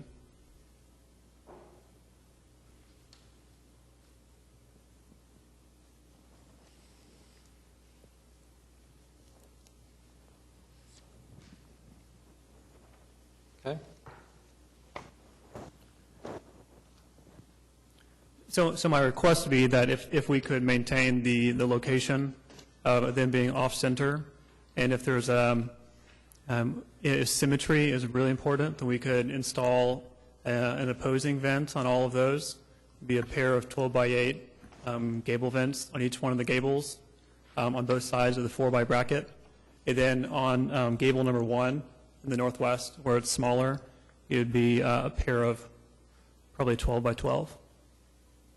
Or if there's not a 4-by support there, which there may not be, then a single to be as symmetrical as possible. And I don't know the historic precedent for the gable vents, but you see them in really predominant locations, a lot of homes, and the house next door. You can see this picture. It has a 12 by 12 vent underneath that bracket, and that bracket I think doesn't go down as far.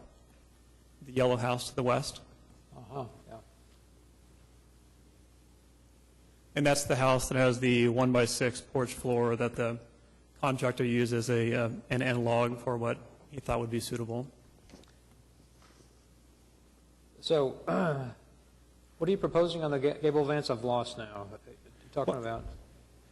One, that I'd be permitted to install the gable vents, and two, to accommodate the issue with them not being symmetrical, that if that's an issue, then we can install a pair, and that the installed materials be okayed, that it's a steel, and it's trimmed in with wood. And I recognize it's not all wood, but it is more resilient for weather, or less likely for hail or other damage to break it than cause weather events in the attic. So you'd add one to each location? If symmetry is a critical issue Right. for the appearance. I'm just saying that's yes. what you would do. Yeah. Yes.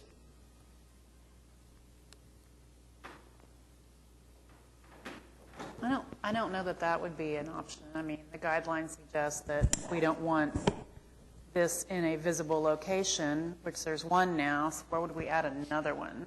Seems kind of funny to me. I believe that this issue is something that's going to be coming forward more and more often at this point. What has occurred is that what I'm finding with applications of this nature is that historically these houses were roofed with wood shingles, and they had lath, and those were breathable materials. And what has happened is that those roofs have been removed, composition roofing has been put in place, and now we're finding that these houses are not breathing. We're having mold issues, moisture issues, that sort of thing. I believe that it's going to be necessary to address ventilating the roofs of our houses that historically had wood roofs if we don't allow them to go back to wood roofs as historically intended. But the off-center vents and that sort of thing for roofs may or may not be considered appropriate on a house that is asymmetrical like this. You're not going to get your cross ventilation without addressing your gable ends in some manner. So if we intend that we move forward with products that are strictly consistent with the historic character of the structures, then we should probably start with approving materials that are strictly historically appropriate. Addressing the symmetry and that sort of thing is something that we may want to get a jump on immediately before we have lots and lots of these coming forward. And on that note, one thing we investigated was if we could put in circle vents above the top plate, say not in the gables, but the house, the roof sits on the top plate, so there's no siding that you could drill and put like a 4-by circle through, as you might see in other climates or other building styles. A circular vent. Yes. Yeah, instead of rectangular.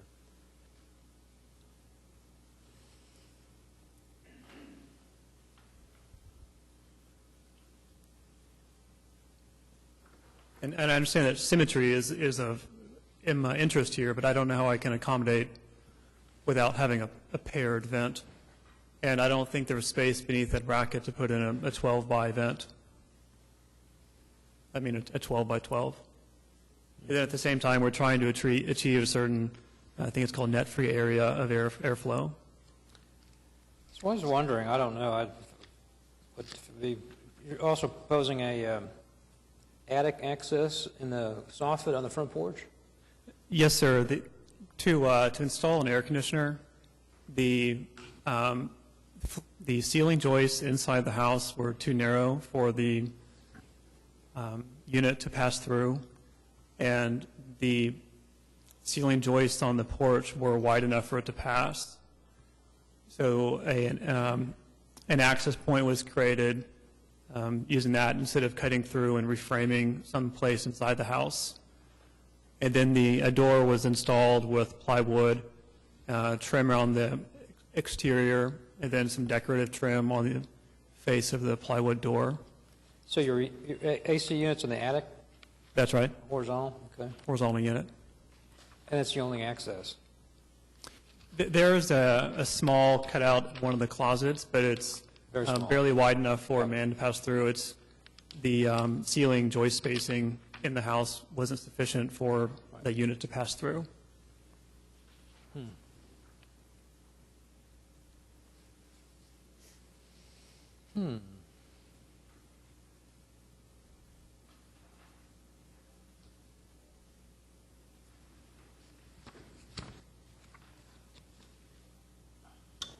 Are the porch posts just remaining in place?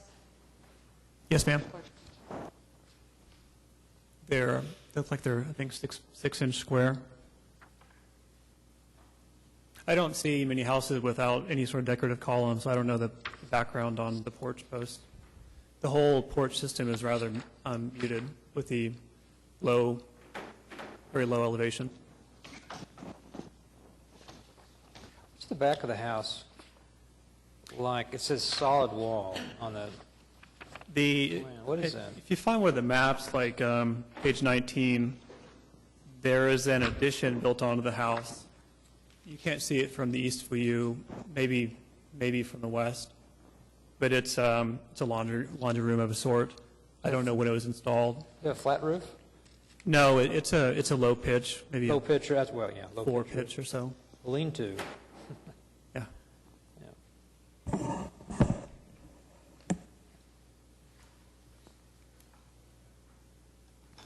Is there any kind of crawl space or around a slab? What is this house constructed on?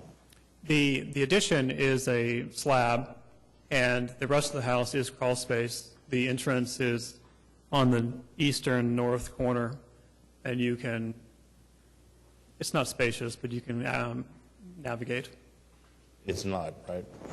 No, I mean, it's a crawl space. It's not pleasant to move through, but it's accessible.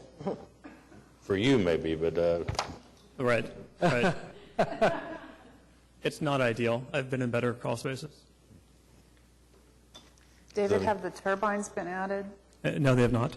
That's the only thing that has not been added that you're seeking approval for. Everything else has been added or started. Is that right? The gable vent on gable number 1 is not in place, nor the turbine vents. Okay. So just a bit of housekeeping, if we could add, there's no project description under item B, background. If we could add that some of this work has been completed and/or begun. Oh, yeah, like in we the staff normally report. do, just so we'll I think have that on we, the record. I think we mentioned it in here elsewhere, but yeah. Okay, thank you. I've honestly never gotten a very good answer from inspectors on a bungalow-type home for gutters, but it's something you may want to talk to your construction people about in the future, because all we hear about is keeping water away from the house. So you've got wood siding right down to the ground, and then with water coming off the roof, just something maybe to look at in the future. Yes, I agree. Now, we've had a structural engineer inspect it, and that one of his top items was to excavate soil near the sill plate and gutters or French drains or anything to direct water away. Thank you. Good idea. Well, I don't know if it'd be better or worse, but I was wondering about, locating turbines in the back part of the house, away from the street, and maybe putting a couple of vents in the soffit of the front porch. You could use one of them for access. Yeah, actually, that's what my house has. Really? That is the attic access. Yeah, attic access, plus it could be a And a vent. vent, right. If you need more area, you could have two, depending on, you have to have somebody figure the amount of area for the vents, but that would, I think, be less obtrusive. What do you guys think? I think that we're already stretching it on trying to get equitable ventilation in the attic, given that the ventilation intake option is not symmetrical. I would be concerned that the intake on one end and the exit on the other may not actually be encompassing enough. I could give the roof plan to Lamanco, a ventilation manufacturer, and ask for their opinion on the best thing to do. Yeah, that'd be good. I'm just trying to figure out a place for an unobtrusive air intake. Yes. And then I would probably put if it works, the ventilators on the back somewhere. Because that would draw air through the attic. From the front to the back? Mm-hmm. I know precedent's a different thing, but I have applied for turbines like this before, and it's been approved 3 years ago. Yeah, Yes, sir. ventilators, I call them ventilators, but yeah. As long as they're on the back. So. Well, it was a house similar to this, and I kind of mirrored my other application. Yeah, I think the other one, it was staff approved 3 years ago. Maybe at the times rules were different.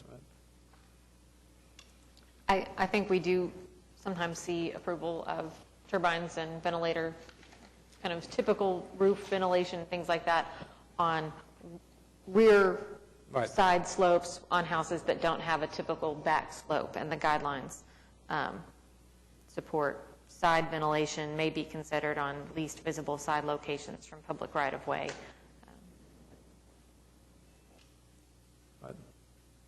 Because you want to get those up as high as possible on the peak, so. Yes, sir. Right. And then these will be up toward Broadway. And there's maybe a 25-foot span between these two houses. So that's a big visual area, and they would not be on that side of the house.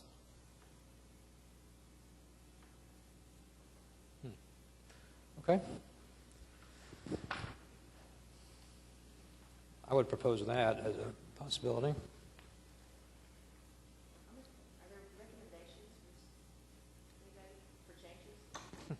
I don't know, I'm having trouble with this. That flooring, I don't think the guidelines support it, nor do I think that we would be able to approve it because of that. The attic ventilation, David said maybe he could submit the roof plan to your contact to see what other options were. So maybe that would be good. I don't know, I'm just having a little trouble with this one. Well, and adding to that, as we were talking about the vents on the roof, are there other options that would move them further back? This is an unusual roof line, and I think our intent with those vents in the past has been, in saying that they should be on the back of the house, is that they shouldn't be visible. And from the pictures we have and the aerial images, I'm unclear as to how visible those roof vents turbines would be. Right. Well, there's gables in the front, on the sides. It's almost like the further you push them to the back, the more visible they'd be. If they're close to the front, they could be partially hidden by the gables. It's a very slow slope roof, so it'd be hard to, I bet it would be difficult to hide them. But For the profile being of interest, the alternative is the static vents, forget what they're called, but they're Yeah. like a 6-inch tall rectangular box. But to ventilate a 1,100-foot house, I think you'd probably need like 3 or 4 or more. They're not as efficient as the turbines. So there is a lower profile option, but you just need a whole lot more roof penetrations and a lot more material on the roof that's still foreign. Right.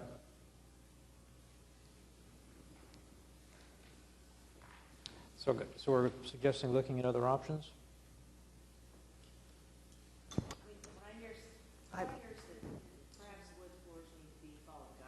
Push a button. The wood floors need, what I'm hearing is the wood floors need to follow the guidelines. I understand. So that would be one. On the roof ventilation, I mean, what I see staff saying is that there's 2 issues. I don't know if both can be, maybe both can be addressed. 1 was the material and 2 was the location. I mean, It doesn't are we address, willing- and that doesn't address the ventilators, the turbine. Right, this is just the, on the side, on the Gable vents. gable ends. Is there any suggestions for? I can change the material to wood. The location in regards to symmetry is not addressable.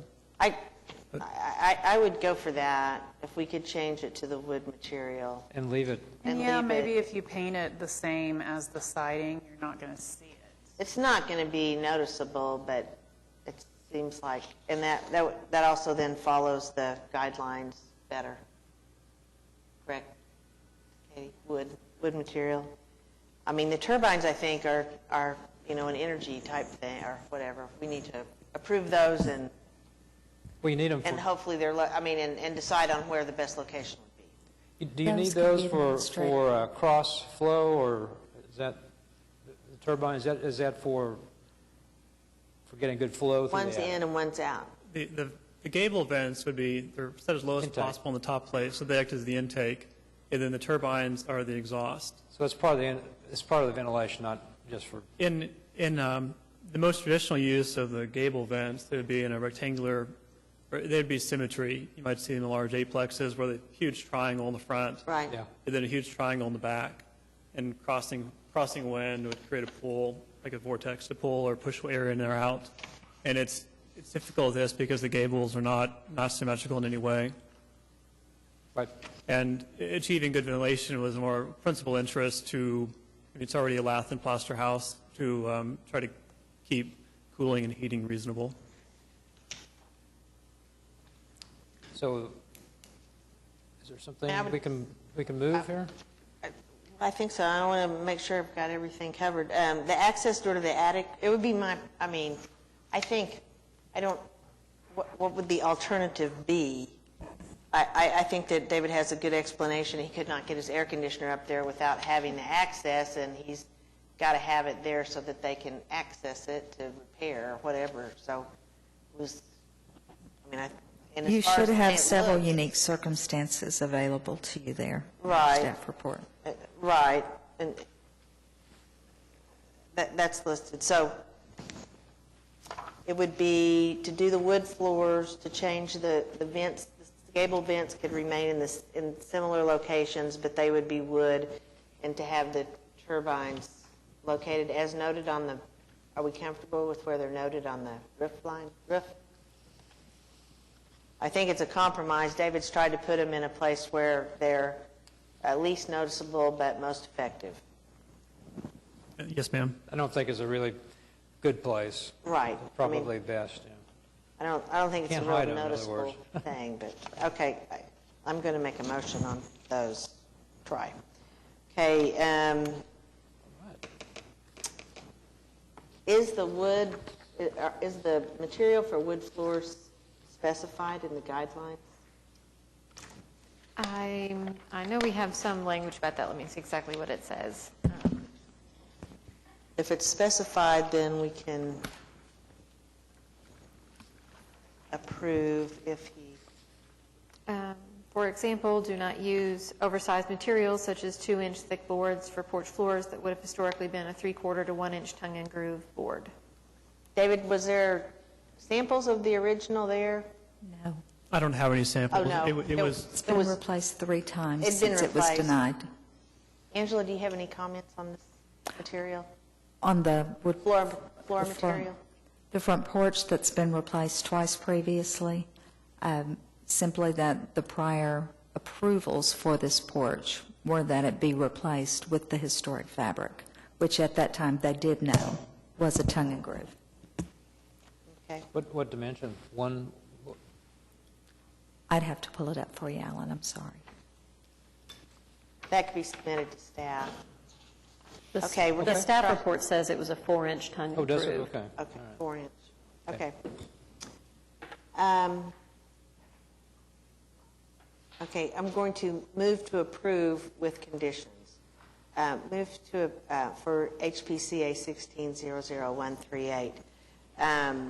Item 1, replace the porch floor with 4-inch tongue and groove material to be submitted, conditions, material to be submitted to staff for approval prior to installation.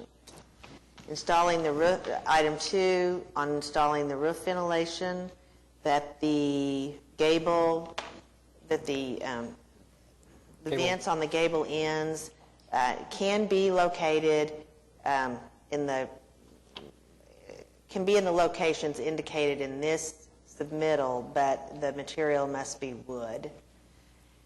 And installing attic, and then Ventilator. I'm sorry.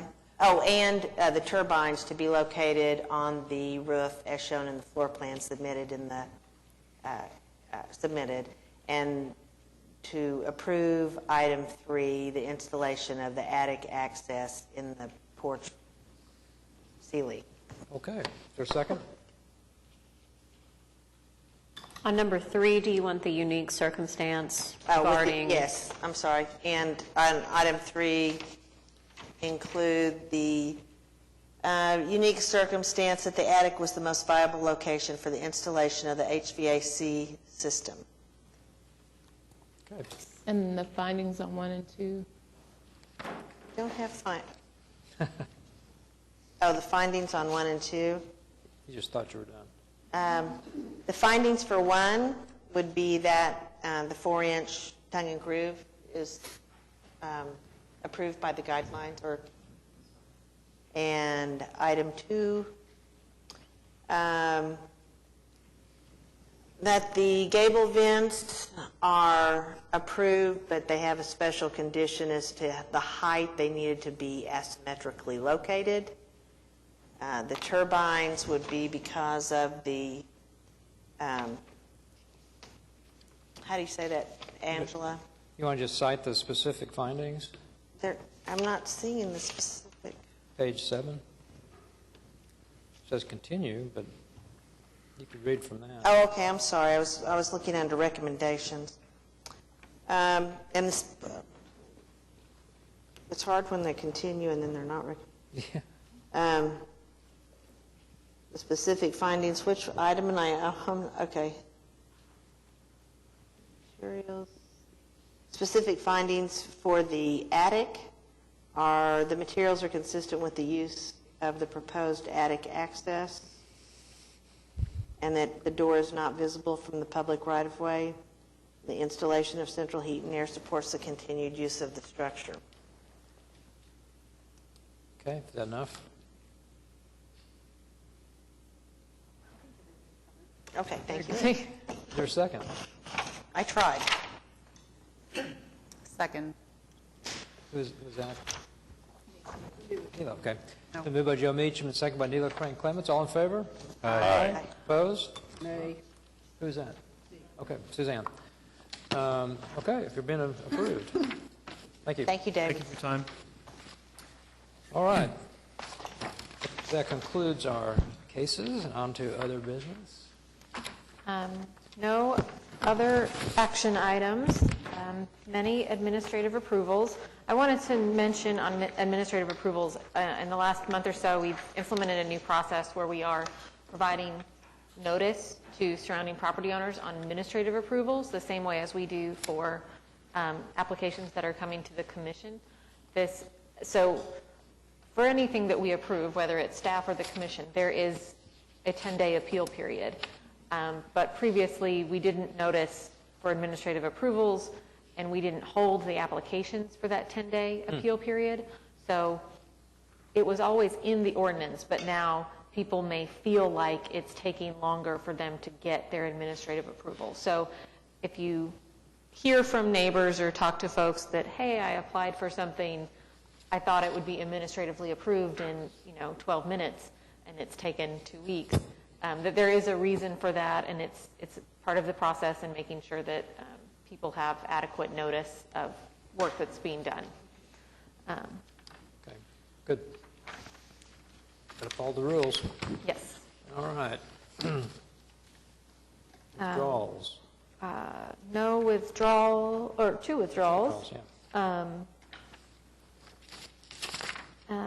One of those is an item that, number 2, 16-99, the commission heard a month ago, I believe, and that applicant was proposing to apply wood trim over metal siding. We discussed that quite a bit.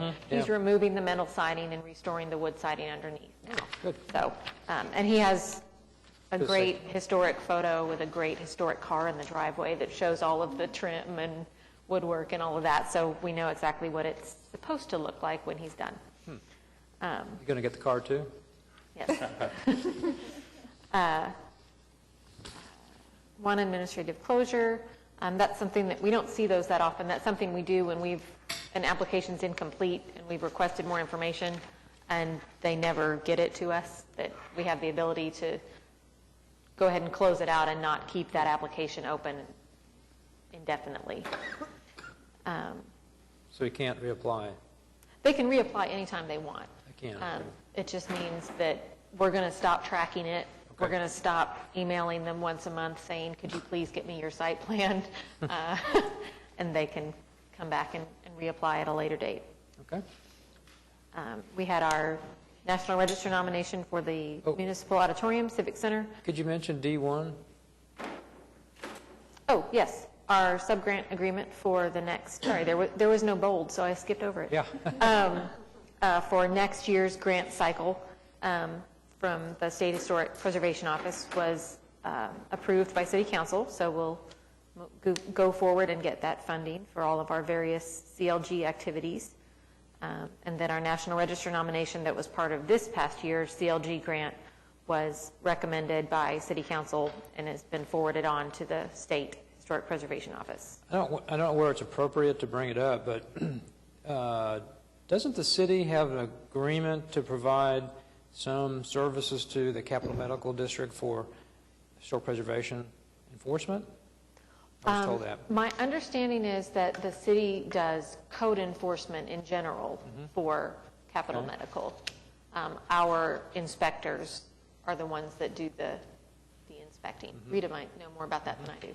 That's about what I know. Okay. And I was told that the basically Lincoln Terrace neighbor, their guidelines are going to become more in line with ours, which will make it easier for the inspectors. So. Yes, I know just a tiny bit about that, but I do believe that they've been looking at our guidelines and hoping to adapt those for their districts. They would like, I was told, they would like to be actually in our zoning, HP zoning, but because of the state restrictions on the Capital Medical District, they can't. So. Who do they take their applications to? I honestly don't know. SHPO? No, it's not SHPO. It's actually a state agency. It's the Capital. Capital Zone. Well, it's CMZ for short, and it's the Capital Medical Improvement and something else zone. Right. Yeah. But it's a state agency that has like their own zoning commission. We have a representative from our planning department that serves on the commission, so that there's a little bit of crossover That's there. good. But, Okay. All right. Just a little background. Nothing through Board of Adjustment. Our 2 HL nominations designations went to Planning Commission in August and should be going to City Council at either their next meeting or the one after that. Okay. How's their committee doing? We haven't met in a while. Probably want to we've had several We have feelers out there. Several feelers out there, yes. Feelers. So All right. we need to, Decisions haven't been made yet on some of the. we need to follow up and wiggle our feelers, I Feelers. guess. Rita, do you have anything? No, I don't. Thank you. Okay. Next meeting day, the next regular scheduled meeting for the Historical Preservation Commission is October 5th, 2016, 2 p.m., right here. New applications for this meeting were received September 6th. New information on projects continued from today's meeting must be submitted by 4 p.m. Tuesday, September 13th. And two, the next regular scheduled workshop for the Historical Preservation Commission is Wednesday, September 14th, 2016, from 11:30 p.m. to 1:30 p.m. at 420 West Main, Suite 900. We have not posted an agenda for that yet. One thing I want to kind of give everybody an update on the status of the Preserve OKC, the preservation plan, but wanted to see if you all had particular topics that you would like to discuss in a workshop. We haven't had one in a while. Can we email them to you if we have any? Yes. Okay. Do it like Be tomorrow. sure you do it individually and not to the whole group, just to Katie and Just to Katie. Angela. Yes. Okay. Got to follow the rules. Any items from commissioners? Yes. So we keep seeing applications where the work has either been completed or it has been started, and we're to review it as if it has not. So I wonder, we keep talking about what can we do, what can the neighborhoods do to address this, and I wonder if we could really start looking into that. Is there an option of assessing a penalty? What does our statute allow? What does it not allow? Not to penalize people so much, but to avoid wasting their money. You know, they've spent hundreds or thousands of dollars on a project, and we can't approve it, or we don't approve it. So I wonder if there's a way to avoid that. You know, I think there's two sides of it. One side is the kind of proactive education side and making sure people are aware of the process, and just every possible effort we and the neighborhoods can make so that people understand that the districts exist and that there's a process there. I think the other side is enforcement, and that enforcement being consistent enough and being aggressive enough that it is truly a deterrent, and that people know from others' experience, from what they hear from neighbors, hey, you really do need to follow this process, and it will be a benefit to you. I think the city has been working, not specifically for HP, but just in general with code enforcement on a lot of different efforts of ensuring that that our code enforcement efforts are as effective as possible, because code enforcement affects not just HP, but it affects many of our other, property maintenance across the city, vacant and abandoned buildings across the city, health and safety issues across the city. It affects animal control.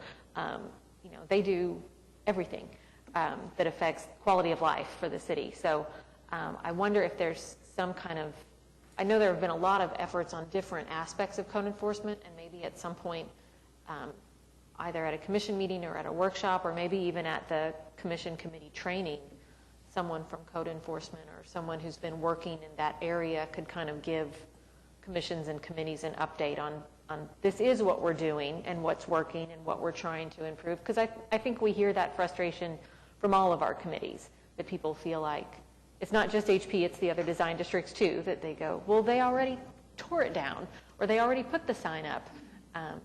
And in the past, we've kind of dealt with the realtors, making sure that people buying houses know. Yep, we're continuing to do that, and I think that's been really well received. That is an education initiative, but I mean, we've had people here today who live and or used to live in these districts very well know where they are.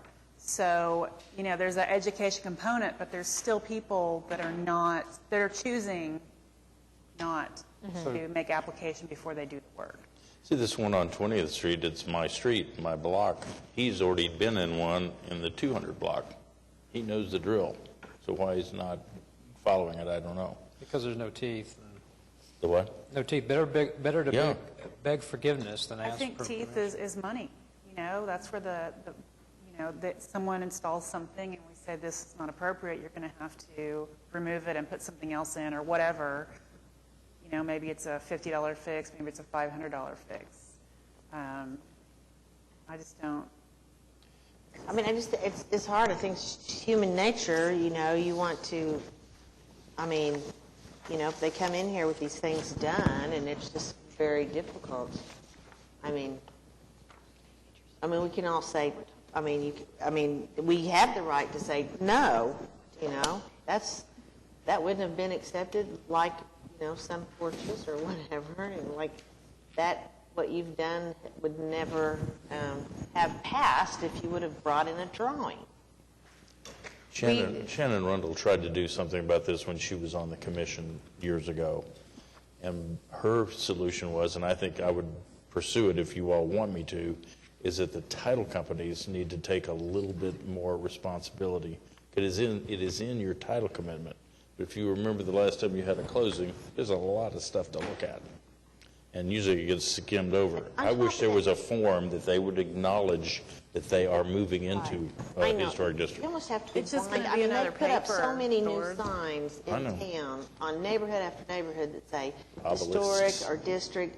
I mean, it is hard to believe that people don't know. I mean, they could come in and say they don't, but I mean, it's hard to believe that they don't feel some kind of warning when they see signs on every corner that you're in a district. I mean, you have people call all the time that aren't in historic districts wanting to know what to do. Yeah. And I see it on next door. I mean, there was a huge, I don't ever comment, but in Gatewood, there's been huge discussions on, don't do that, you're in a historic district, and then other people, no, you're not, yes, you are, yeah, you have to get permission. I mean, so there's people out there that are confused. I think to the commission's credit, and most of our design committees, we have a pretty low number of things that ultimately get denied, because I think we do make a huge effort to work with people and to find a way to get something to the point that it's appropriate and to the point that it can be approved. But I do wonder, especially with some of our folks that have some amount of familiarity, that they feel like, well, I'm pretty sure this is okay, and I'll just go ahead and start, and then I'm pretty sure it'll get approved. And, you know, the point is compliance. The point is that people do the right thing. The point is not to penalize people and bash them over the head. But, yeah, we want to be taken seriously. Well, I just have a couple of things to add. I think there is pending legislation, or maybe it's a pending real estate rule. George, you can speak to this more than I, but I recall seeing something coming from Neighborhood Alliance that, sorry about that, I have the phone, that they were going to require disclosure by realtors, I suppose on the regular property disclosure disclosure. term, of all the covenants, et cetera, that went along with this property. Not leaving that to the title attorneys, et cetera, to, you know, say here it has this covenant, et cetera. And so, because most people never even see their title opinion. You know, that's just done by the title company, and they buy title insurance and they don't worry about it. They don't know that they should worry about it. So that is somewhere out there, and we could look into that and see if we wanted to make some comments about that and make sure historic preservation was included, for one thing. And then the other is, I seem to recall that when a person gets a citation for a violation of certificate of appropriateness, either not getting one or not doing the work in accordance with the certificate of appropriateness, that there was a daily fine. Has that been done away with, just not enforced? There is a provision in the code that says that each offense, each day is a separate offense, but that's the code. As you know, once you're in court, then it's up to the court to determine whether or not there's a separate penalty for each day. So the code enforcement officers can write a citation for each day because the code provides for it, but that's where that part stops, and then it's up to the court. They'd write a citation every day. They could. They could, but, you know, you've it's a heard- continuum. You've heard what they say. They say they have a way of, I mean, it's not getting around it, but, I mean, you can't, nobody would just go pay. They say, okay, as long as you're working on it, then they go back in 30 days, and then how they've reported to us. And so as long as they're making progress, it's hard to take them to court or to do fines. Now, if they just don't do anything, then, but that's... But that's entirely up to the court, so. Right. There were fines. I don't know how many years ago, I had a client on 21st Street. I sold Karen Zimmer's home, and right across the street was another gentleman and his wife. They thought it'd be great to have French doors going out on their front porch roof. They got cited, and he was denied, and he didn't pay his fine in time. He was incarcerated for 3 days. Oh, really? How I got this listing, I don't know, after he heard what I was doing,